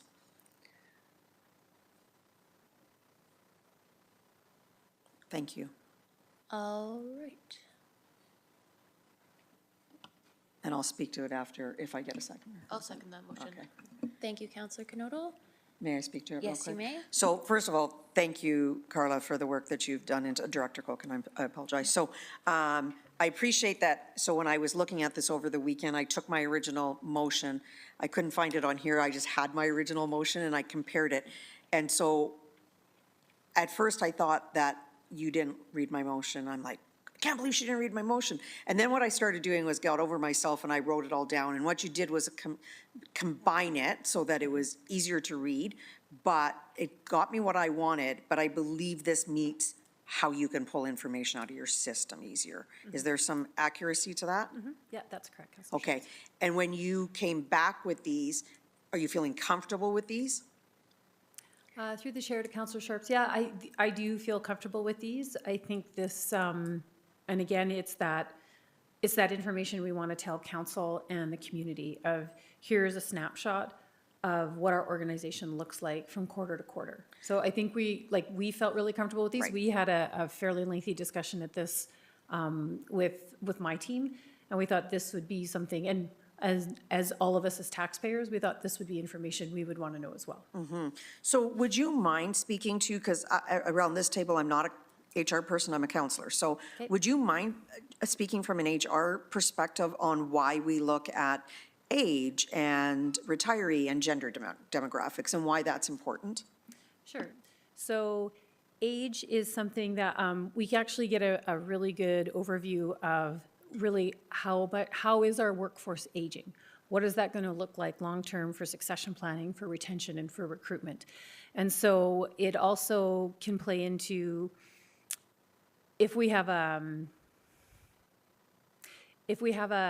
aging workforce, there's things also that we want to look at, such as benefits. Well, how should our benefits be changing? What does that mean? What are our pension implications? All of that kind of information. If we have this younger workforce, say if it's under 35, we know that those generations have a very different view of what they want out of their employer and in their organization. So that actually just gives us more information on how do we want to respond to our generations in our workforce. So when we look at, I think the other one was gender as well. That's a really important one because I think it's good to see what is that male to female ratio? What's the male to female ratio in different leadership positions, in even different technical positions right across the organization. So it's just we find that it's a good demographic to have. It does tell that story again about your organization of who are we hiring and what does that balance look like, especially when we get into conversations such as pay equity. So that's really important as well. Thank you. I just sometimes, because of, we all wear so many different hats, but this is actually not this uncommon. Would you agree? That's correct. Okay, thank you. Counselor Hirsch.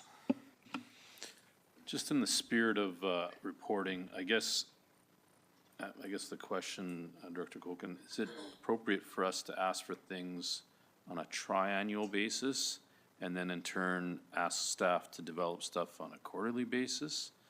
Is it maybe more appropriate just to do the task in terms of the preparation for the triennial, to do this 3 times a year as well? Through the chair to Councillor Hirsch, we had that conversation as well. And I think from a quarterly perspective, it gives you that, it does give you that year snapshot overall. It's just something that that would be our preference, to report our metrics quarterly. I think it gives, putting them on the website on a quarterly basis, it gives that connection to the community more regular. So that was part of the conversation that we had, that if we did it quarterly, and then you could see quarter to quarter, and then you're able to analyze at the end of the year as well. So we're open, but we just thought quarterly would just give more information to put on the website as well for the community. Appreciate that. The only challenge might be when we have our triannual, some of this data points is important during our meeting. Yeah, that's fair. Yeah. City Manager Mitchell.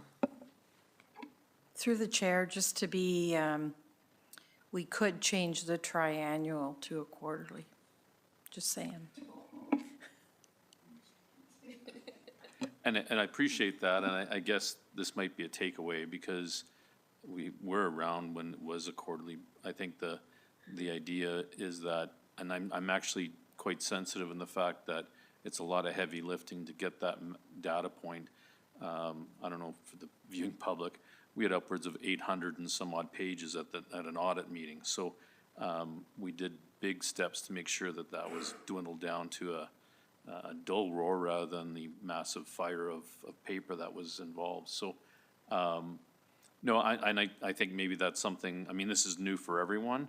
So I think we can just kind of move along. I'm hearing comfort level in terms of quarterly. I'm not that perplexed on the fact that the data might be a little bit dated, but that's fine. So we'll see if that's pertinent, and our fellow councillors that sit on that committee, we can have that discussion then. So thank you. Yeah, you're welcome. Someone in the gallery owes a pop.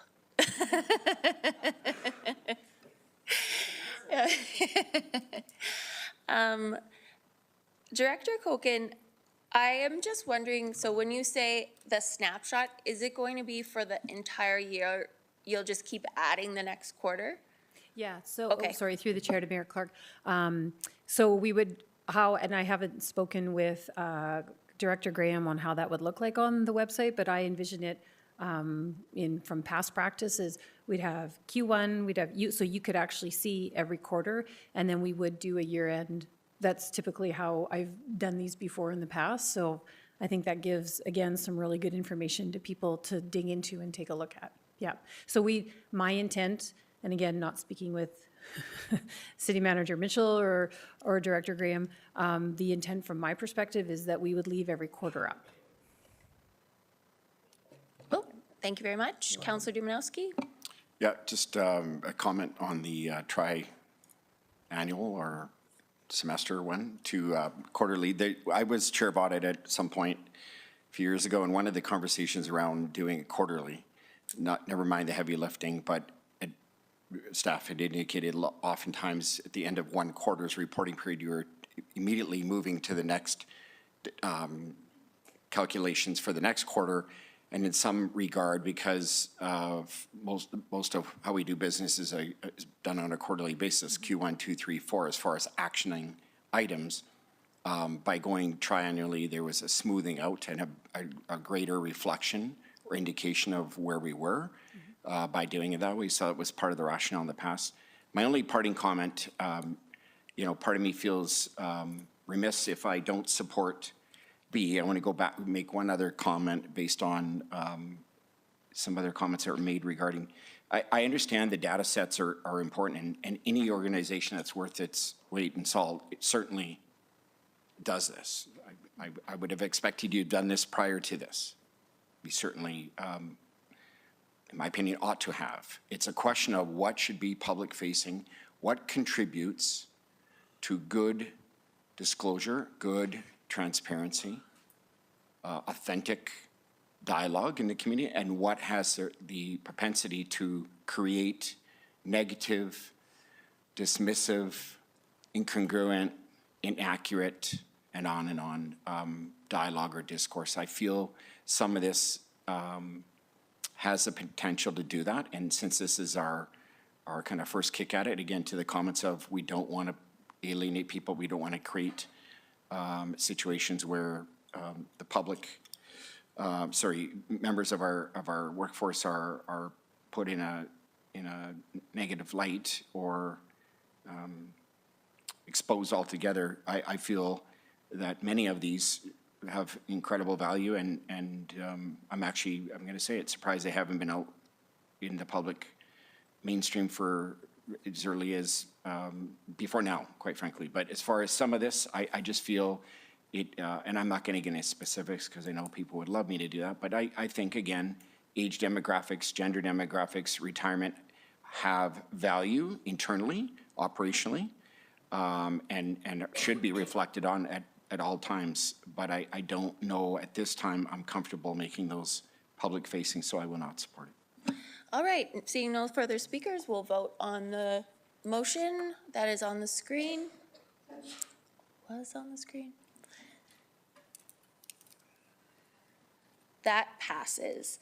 Next up is, thank you very much for all of your answers to our questions and for preparing the briefing note.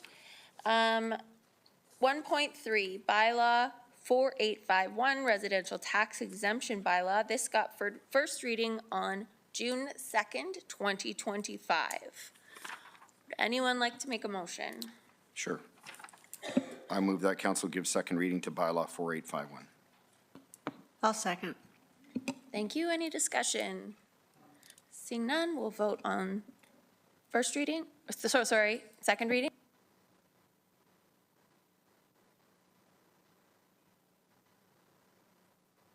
That's unanimous. At this time, I move that council gives third and final reading to bylaw 4851 to amend the residential tax exemption bylaw. I'll second. Discussion? Seeing none, we'll vote.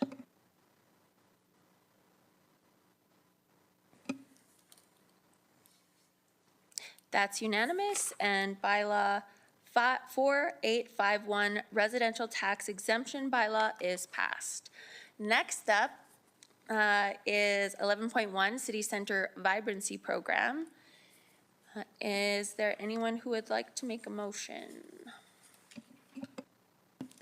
I move that council approves the City Center Vibrancy Program to run until the end of Q4 2026. I'll second that motion. Thank you. Any discussion? Do you have a presentation? Okay, thank you. Oh, sorry. There were a couple of people who came down who have worked with this, probably prepared the briefing note. I was just asking if they had a presentation, and they do not. So, Councillor Sharps. Thank you. I actually had some questions, if that's okay, Director Moore. Just a couple of ones. I noticed that this isn't subscribed well. So what have we changed to make sure that we're getting more applications into this? Sure, through the chair to Councillor Sharps. A couple of the things that changed were in the application process, we are looking to have more shovel-ready projects, so people will be required to show either a detailed list of their expenses and what they're looking to do, or a contractor estimate. And then as well, in the past, and currently it is a matching portion. So in the past, an applicant had to show that they had matching funds. Through this program, working with Community Futures, the applicant has a option of getting those matching funds through a interest-free loan through Community Futures, who already supports the business community through lending practices. So those were kind of the main areas of trying to kind of encourage more applicants and more ready projects. I agree. I think that was a big hardship for a lot of businesses. They were like, that's what we were hearing anyway, so it's good to see. Is there anything more council can do to help these businesses downtown expand? Because this is, the community vibrancy is the old CCDA lines, if I recall, and it's the waterfront vibrancy area. It's the same map overlay? Yeah, so the map used for this program is a little bit slightly different than the CCDA Okay. boundaries, because it does include the North Railway and a proposed portion of Third Street Northwest in anticipation of the revitalization street project that's going to be taking place in that area as well. So a little bit expanded from what the CCDA was under. Third Street wasn't on CCDA? Sorry, Third Street Northwest. Oh, right, yeah, that definitely wasn't on CCDA, okay. And so did we, I noticed that there was different data points that we took Prim Chamber, we took from that subset of the chamber. Was there any, like, polling of downtown businesses, per se? Not necessarily polling, but through a downtown voice business meeting I attended, just to kind of speak to the idea of what this program would be and just gather feedback based on their experience. So, okay, then I just had one last question. Sure. So once this is implemented, will we have some KPIs coming back to see if it's successful or not? Like, how are we determining success of this program? Yeah, so number of applicants or businesses supported, the types of projects, and then the funding that went to those projects. And we'll be able to compare that to the last quarter? Would that be able to come back? Yeah, we can compare that to last year's Awesome. program, yeah. Okay, thank you, appreciate Yeah, it. You're welcome. City Manager Mitchell. Thank you. Through the chair and to Councillor Sharps, Director McLean Moore and I last week also had a broader discussion about downtown, and there are some initiatives that we're partnering with Tourism Medicine Hat to assist shopping local downtown. And in the next update that Director McLean Moore will be doing, we'll hear more about that for council, but is in the works. Yes, please go ahead. Thank you. I wanted to say that's great to know, because last year when Jace partnered with some of the downtown businesses, it was phenomenal. They were so happy, they felt heard, they were really, really happy with the outcome of that, so that's good to hear. And unless I'm thinking of the wrong one, Community Futures was involved with that project as well. Yes. so- You're absolutely right. Okay. I never hear a complaint about community features. Yeah. Councillor Hirsch. Thanks. So I appreciate the efforts in regards to city center. I certainly, as a person that works downtown, saw the interruption. I guess the challenges in my goings around town, running into people that have businesses outside downtown, they recognize that there's incentives. And again, I guess the question is there consideration, or maybe out to the general public in terms of discussion for anything other incentive programs that are outside the city core, the downtown core? Through the chair to Councillor Hirsch, at this point in time, we are not offering any incentive programs to those businesses outside of the city core.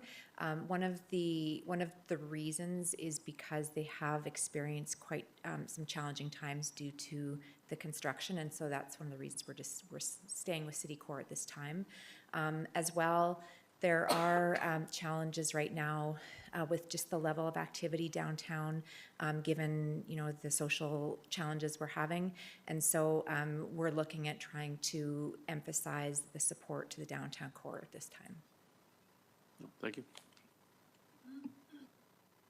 Seeing no further speakers, thank you very much for answering our questions, and we will vote on the motion to extend the City Center Vibrancy Program to run until the end of Q4 2026.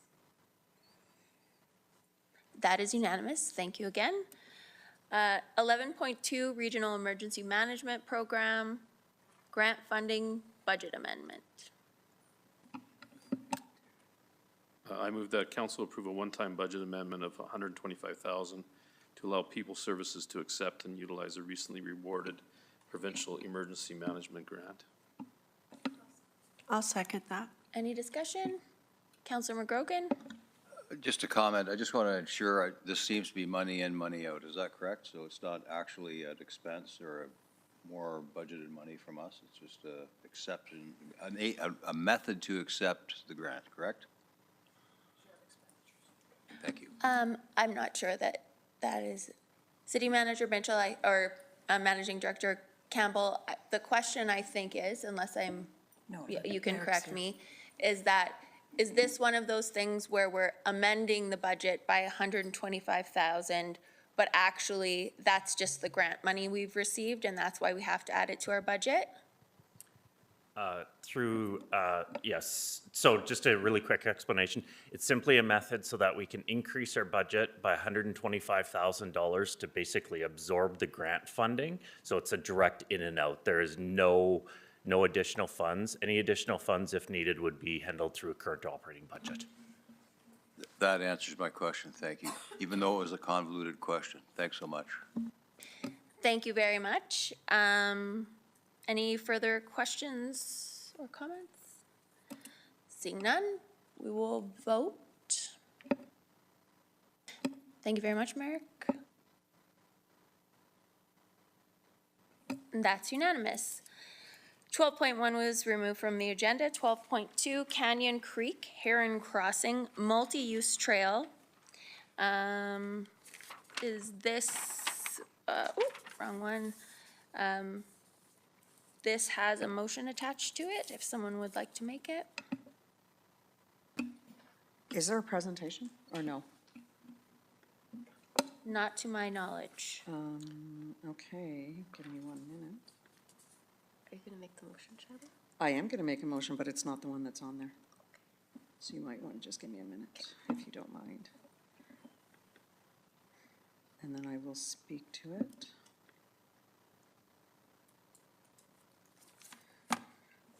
Okay, so, surprise, surprise.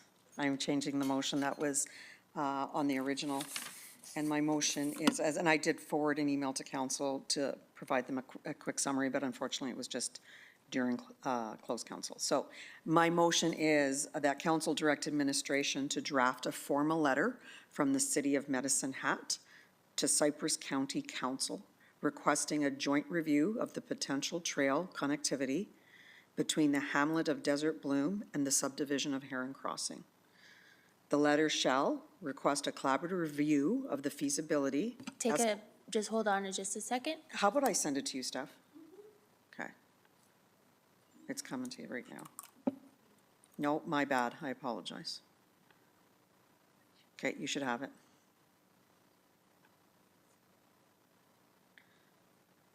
I will continue reading, if that's okay, Steph? Okay. Request a collaborative review of the feasibility, estimated costs, and potential funding sources for the trail connection. Be signed by the mayor and include a copy of this resolution. Further, that be submitted in time for inclusion of the agenda of the first Cypress County Council meeting in July of 2025. And further, that a summary of findings and a proposed solution be presented to both councils no later than August 18th, 2025, unless it can be completed sooner. And I want to be clear, this is just to see if there is an option. It is not to commit to anything. I have a question. You It's can not ask. up on the screen yet, but when you say, so we can't direct Cypress County to do anything, so are we presenting to Cypress County? Absolutely, so let me just reword that. So it says that council direct administration to draft a formal letter from the City of Medicine Hat Council to Cypress County Council requesting a joint review. And that is as per Cypress County CAO Al Hogan, an email that I forwarded in April.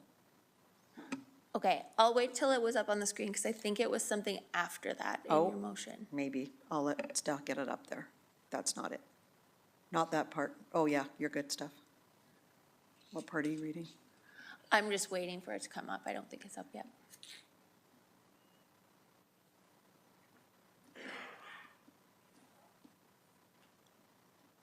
Fast typing. Holy, you copy and pasted. Which part? Requesting a joint review of the potential trail connectivity between the hamlet of Desert Bloom and the subdivision of Heron Crossing. The letter shall request a collaborative review of the feasibility, be signed by the mayor, be submitted for inclusion of our agenda, and then further that a summary of findings and a proposed solution be presented to both councils no later than August 18th, 2025. So is that us doing the presenting? I think that would be the working group, and I'm happy to change that to, if you would. IMC, it can be IMC, but the part, if you could go up, Steph, the findings part or down, whichever way that is. And if the working group comes up with, there is no good reasonable source to do this, that's fine too. Whatever that is to come back in its entirety, whatever that decision is. I'll second that. Thank you, but I'm just wondering if we should Please make any not changes. say that it, okay, so wasn't there a third one? No, No. okay. If you've got concerns, I'm happy to, I'm not emotionally attached to this. I'm emotionally attached to talking. That's it. Yeah, you need to go down to the bolded part, please.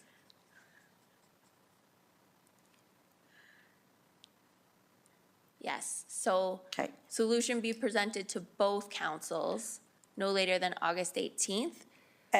You know what that, I'm not, what that point was that making sure that both councils got the same information. That's it. Oh, so it is us presenting it. We're not asking them. Okay, got it. Correct. Thank Yeah. you. And Counselor Hirsch. May I speak? Oh, yes, I think but Counselor Hirsch seconded. I'm just acknowledging that. And then, yes, you can speak to your motion. I will shut up. Thank you. Okay, I appreciate it. I'm going to give a very brief background on it, but I'm not going to get into great detail if I don't have to. But this goes back to 2009 when Canyon Creek was actually developed. So Canyon Creek development begins in 2009. The internal pedestrian infrastructure was constructed around that area in 2010. So I pulled a lot of this data trying to create a bit of a timeline for council and for the community. So the cycle master plan is created. Heron Crossing is not included in that plan. 2017, South Boundary undergoes surface rehabilitation, and we did speed reviews. And at that time, I believe that might have been one of the first emails from the residents in that area asking for this to be reviewed. Heron Crossing development begins, and there's 22 homes. Rotary Centennial Trail, which is on South Boundary Road, is constructed by Cypress County and the Rotary Club. So now we go to April 3rd of 2023. There was an email sent by the city, Mayor Clark, to city manager and all of council requesting a 2x14. City manager responded that you had some ideas, but I don't know what happened after that, city manager. April 17th, email sent by a city internal manager to residents on how to request infrastructure upgrades by paying a local improvement tax. And I think that's when we all heard again from residents in the area saying, wait a minute, I already pay tax there, why am I paying a local improvement tax? Letter of support received from Trail Development Manager for the Trans-Canada Trail Development. Again, Mr. Kurtz actually sent that to all of us. So council receives a report on the multi-use trail gap. We just received it for information in July of 2024. No motion passed, but discussion on that date was intense and did allude to council asking for further review of funding and going back. Planning and development staff begin reviewing the trail connective options. It's on our agenda or on our oil list. It goes to admin committee in December. We'll fast forward to February. There's some options reviewed. It's going to recommendation for the ATS to be completed. However, at that moment, Parks and Recs joins the conversation and says, Director Will was in the room and was able to but comment that there may be some grant applications in February of 2025. At that point, DNI sends an email to Cypress County, and this is where it kind of falls apart, and I will happy to take the clarity on that.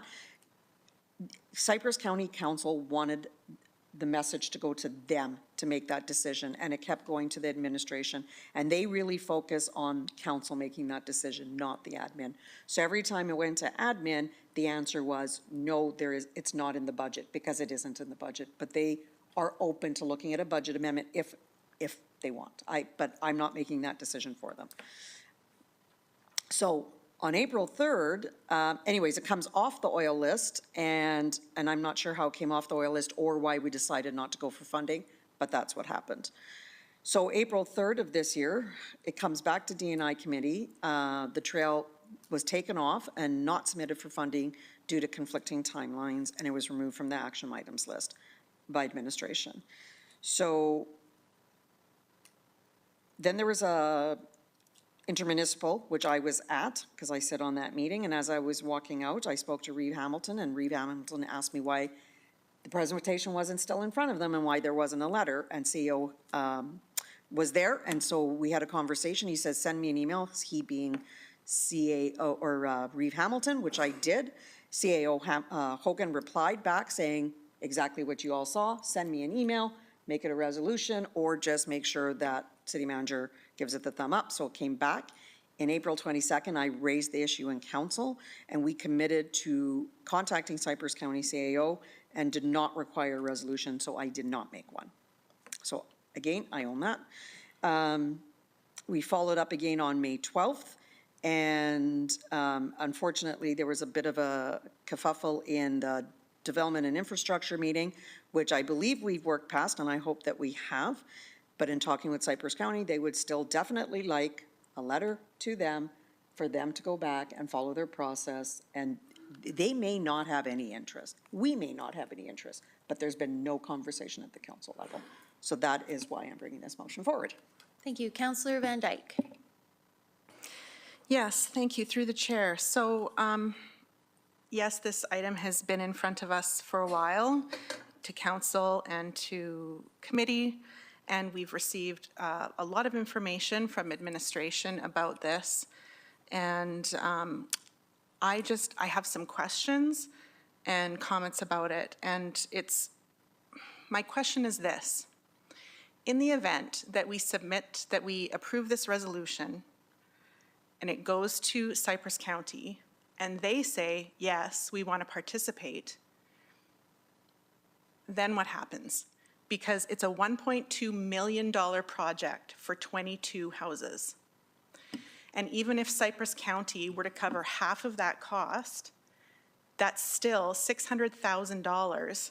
And that works out to, currently, if we paid for all of it, it would be over $54,000 per house for putting that trail into those houses.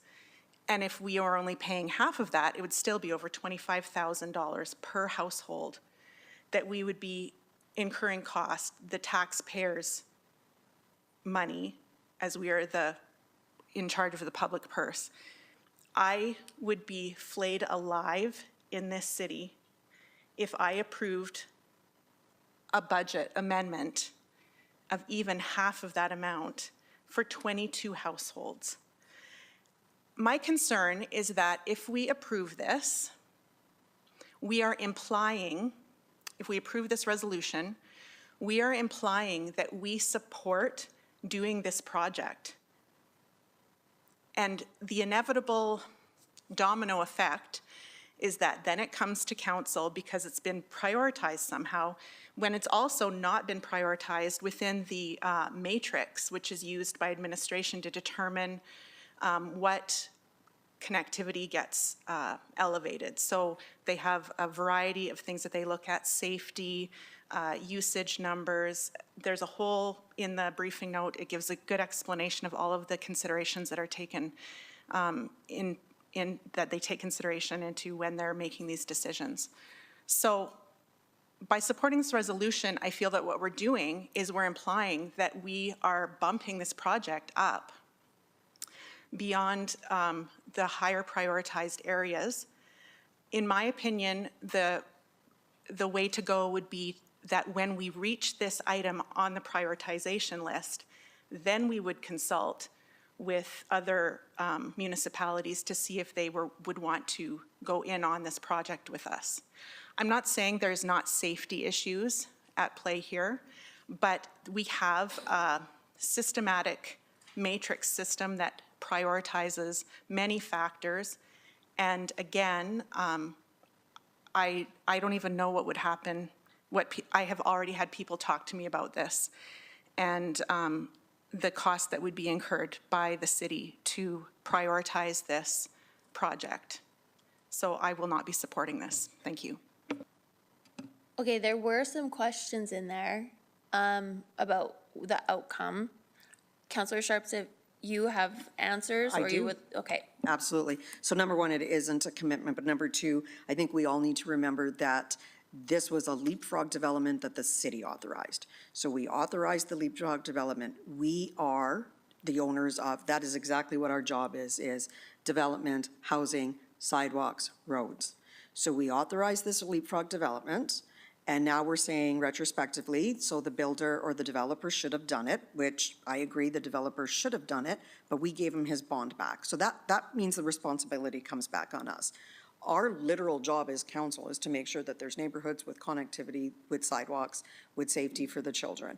So they're paying a hefty tax rate over there with no sidewalk connectivity. So number one, yes, I agree that there is a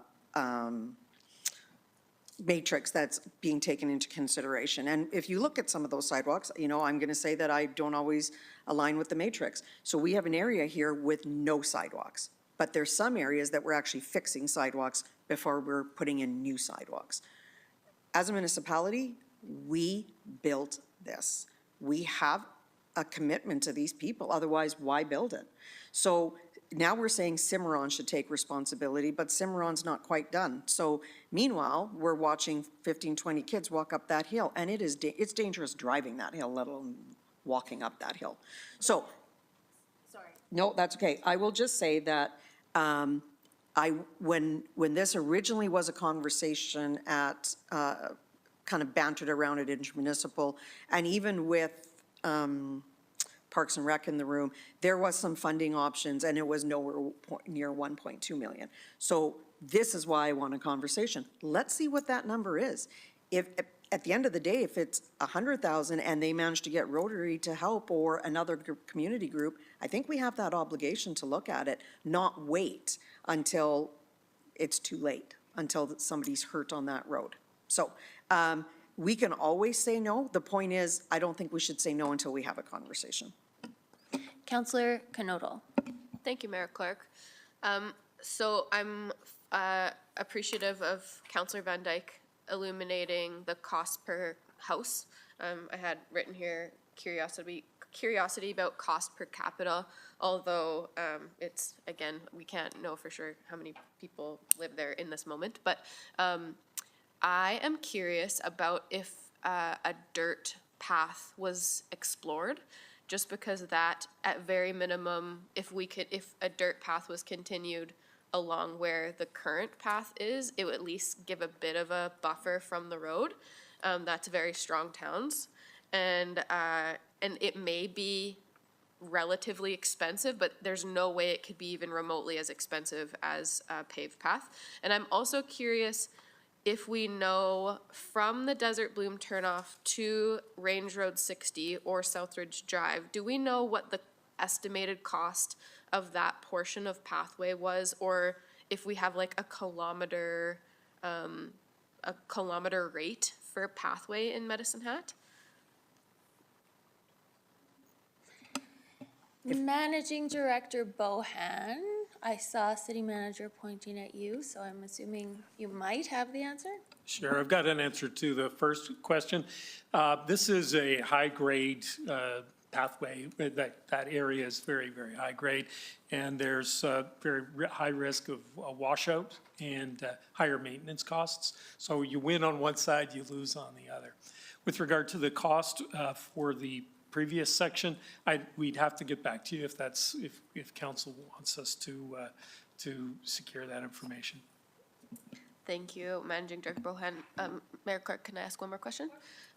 Through the chair to Managing Director Bohan. So what I'm thinking about, I understand right now I'm imagining that pathway being like a shale or when you say washout, I imagine it being like that. Now, I don't know what the legalities are of providing a dirt path, but I imagine somewhere like Bow Island or even like a smaller town in British Columbia, you often see it, you see trails that are probably more likely to be human-made or animal-made, but at least there's some path to follow. We even see them on the side of the Cooley Hills, those, and I don't know, I think a lot of it is just that path is not tread enough to form something like that, but could, like, and maybe this is me thinking out of the box, so forgive me. Like, is it possible to just dig without shale? Like, at least something? Managing Director Bohan? Thanks. I don't have the answer for you tonight on that, Councillor Canode. And I apologize, I can't see the motion right now, and I don't need to, but I think that would be, I would hope that that would be part of the discussion. And go ahead, Councillor McGrogan. Yeah, thank you. Through the chair, I support the motion as it stands. I really think that we need to explore this to its limit before we say no. And I agree, cost-benefit analysis, 22 homes, I don't know how many children live down there. I've said it before publicly, I've ridden that road myself. It is, I think it is a safety concern. So I'm concerned about the safety aspect, and I just would really like to hear from Cypress County to see if they would involve themselves. Let's find out if there's potentially some community groups that would assist with that, the whole endeavor. But I support it. Let's look at it fully before we say no. So I'm good with it. I'm going to support it. I'm gonna go to Councillor Hirsch, but Councillor Van Dyke, I noticed you have your name on again. Was it a response? Yes, if I may, it was, someone had a question about the previous trail. It was 2.4 kilometers and it was $400,000. Thank you. Councillor Hirsch. Thank you. And I guess for the most part, one of the things that I appreciate is actually staff, is in terms of their position, they're exactly doing what their jobs are, and that is to identify through a matrix, through a priority system. So they're just doing their jobs, so I appreciate that. Where it becomes, I guess, more in the political domain is when we have to go outside the box. So I'll take you back a few years ago, when those have been Medicine Hat, remember when College Drive did not have an overpass, and sadly, someone had to perish in order for that to become a prioritized issue with the feds, and it resulted in an overpass. So I guess just speaking relative to the history of this development and these developments, plural, both Heron Crossing and Canyon Creek, I agree. I think we've got a situation where there's development that is not contiguous. There's development in a valley per se, and I think all those in keeping actually drives me to even for us to have the consideration that's in front of us because of the safety issue. One thing that hasn't been brought up is that this is actually still considered a truck route. So there is actually still movement of traffic that are large. You've got residential people there, and I just quickly did a quick look at it. There's 11 lots in Heron Crossing and 19 in Canyon Creek, and I could be corrected, but I just did a quick check. So I guess, but the only challenge I would put to that is we've done developments within this city, and there's not one house built on it. It's actually built with curb and gutter, and it's all ready to go. Lots are there, but not one person lives there. So I guess I kind of look at it that we are in a situation now. I appreciate the fact that we're going to Cypress County. We've got somewhat of a non-contiguous development that is in a valley that has us scratching our heads of how we're going to crack that nut. But I think I'm not so sure if I'm comfortable enough just saying, you know what, it's not really, and it's completely staff's prerogative, and they're doing their jobs as they indicated to say it's not cracking the priority list. I guess for me, I look at it, of all the things we talked about, safety for that, and I've traveled down that road. So in addition to elevation, steep elevation changes, you actually have twists and turns as well. And I think for anyone around this table, do we want, I think it would be a sad day if we didn't have a paid attention to this matter. So, you know, and I understand the considerations. I've thought about that in terms of Councillor Canoto's point about, geez, is there a way we can kind of saw this off and make it a path? The only challenge is the washout effect of rain, snow, and then putting staff into an expectation in terms of clearing and what that looks like. So there's going to be a little bit more deeper dive that we'll need to do and figure it out. So we're not anywhere yet of making a decision item to spend money on this. We're just actually trying to find out maybe what the cost might be and who's around the table that's willing to kind of partake. So I'm comfortable with this. Thank you. Councillor Dumanowski. Through the chair, just my addition, so obviously what we have published in the agenda and what is before us behind this speaker list screen is materially different. So I'm, you know, procedurally, I'm curious. Obviously, it came through DNI. I suppose with the concurrence of committee members, it can flow forward. But I always think from the standpoint of public awareness, media, and others who are looking to the agenda to plan, to create questions that they can flow through later in the form of communication to the public, we've kind of subverted that by not having that motion in front of us. Having said that, I support looking at it. I think the communication around this being explorative and essentially non-binding. It's a chance for us to take a second sober review, consider other funding sources, et cetera. I don't see any hazard in doing that. I do have a small hesitation around creating a false narrative or a false support by moving this forward, but you know, there's always risk in everything we do, so I will support it. All right, seeing no further speakers, I agree with the exploration. We're not spending money at this point. There's no decision about what is going to happen past the consultation, so we'll vote on the motion.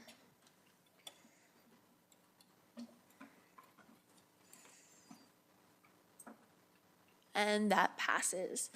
Next up is a notice of motion from Councillor Dumanowski regarding land and zoning.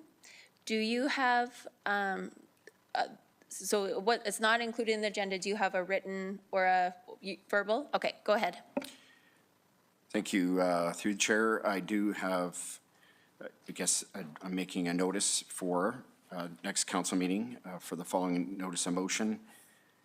Whereas the subject property legally described as Lot 26, Block 1, Plan 7058JK, and municipally addressed as 1064 First Street Southwest be proposed to have future development restricted to single-family residential use only. And whereas the maximum allowable development on the site shall be limited to a maximum of 2 stories or a maximum building height of 10.5 meters from grade level, whichever is less. Therefore, be it resolved that these restrictions be implemented through either A, a condition of sale included in the real estate purchase contract, or B, an amendment to the land use bylaw. I'll second if he needs a seconder. Nope, where he's just making a notice right now. Thank you very much, Councillor Hyder. Will there be more background when you present it? Thank you. Okay, so seeing no further business, any objections to adjourning? Seeing none, this meeting is adjourned at 8:45.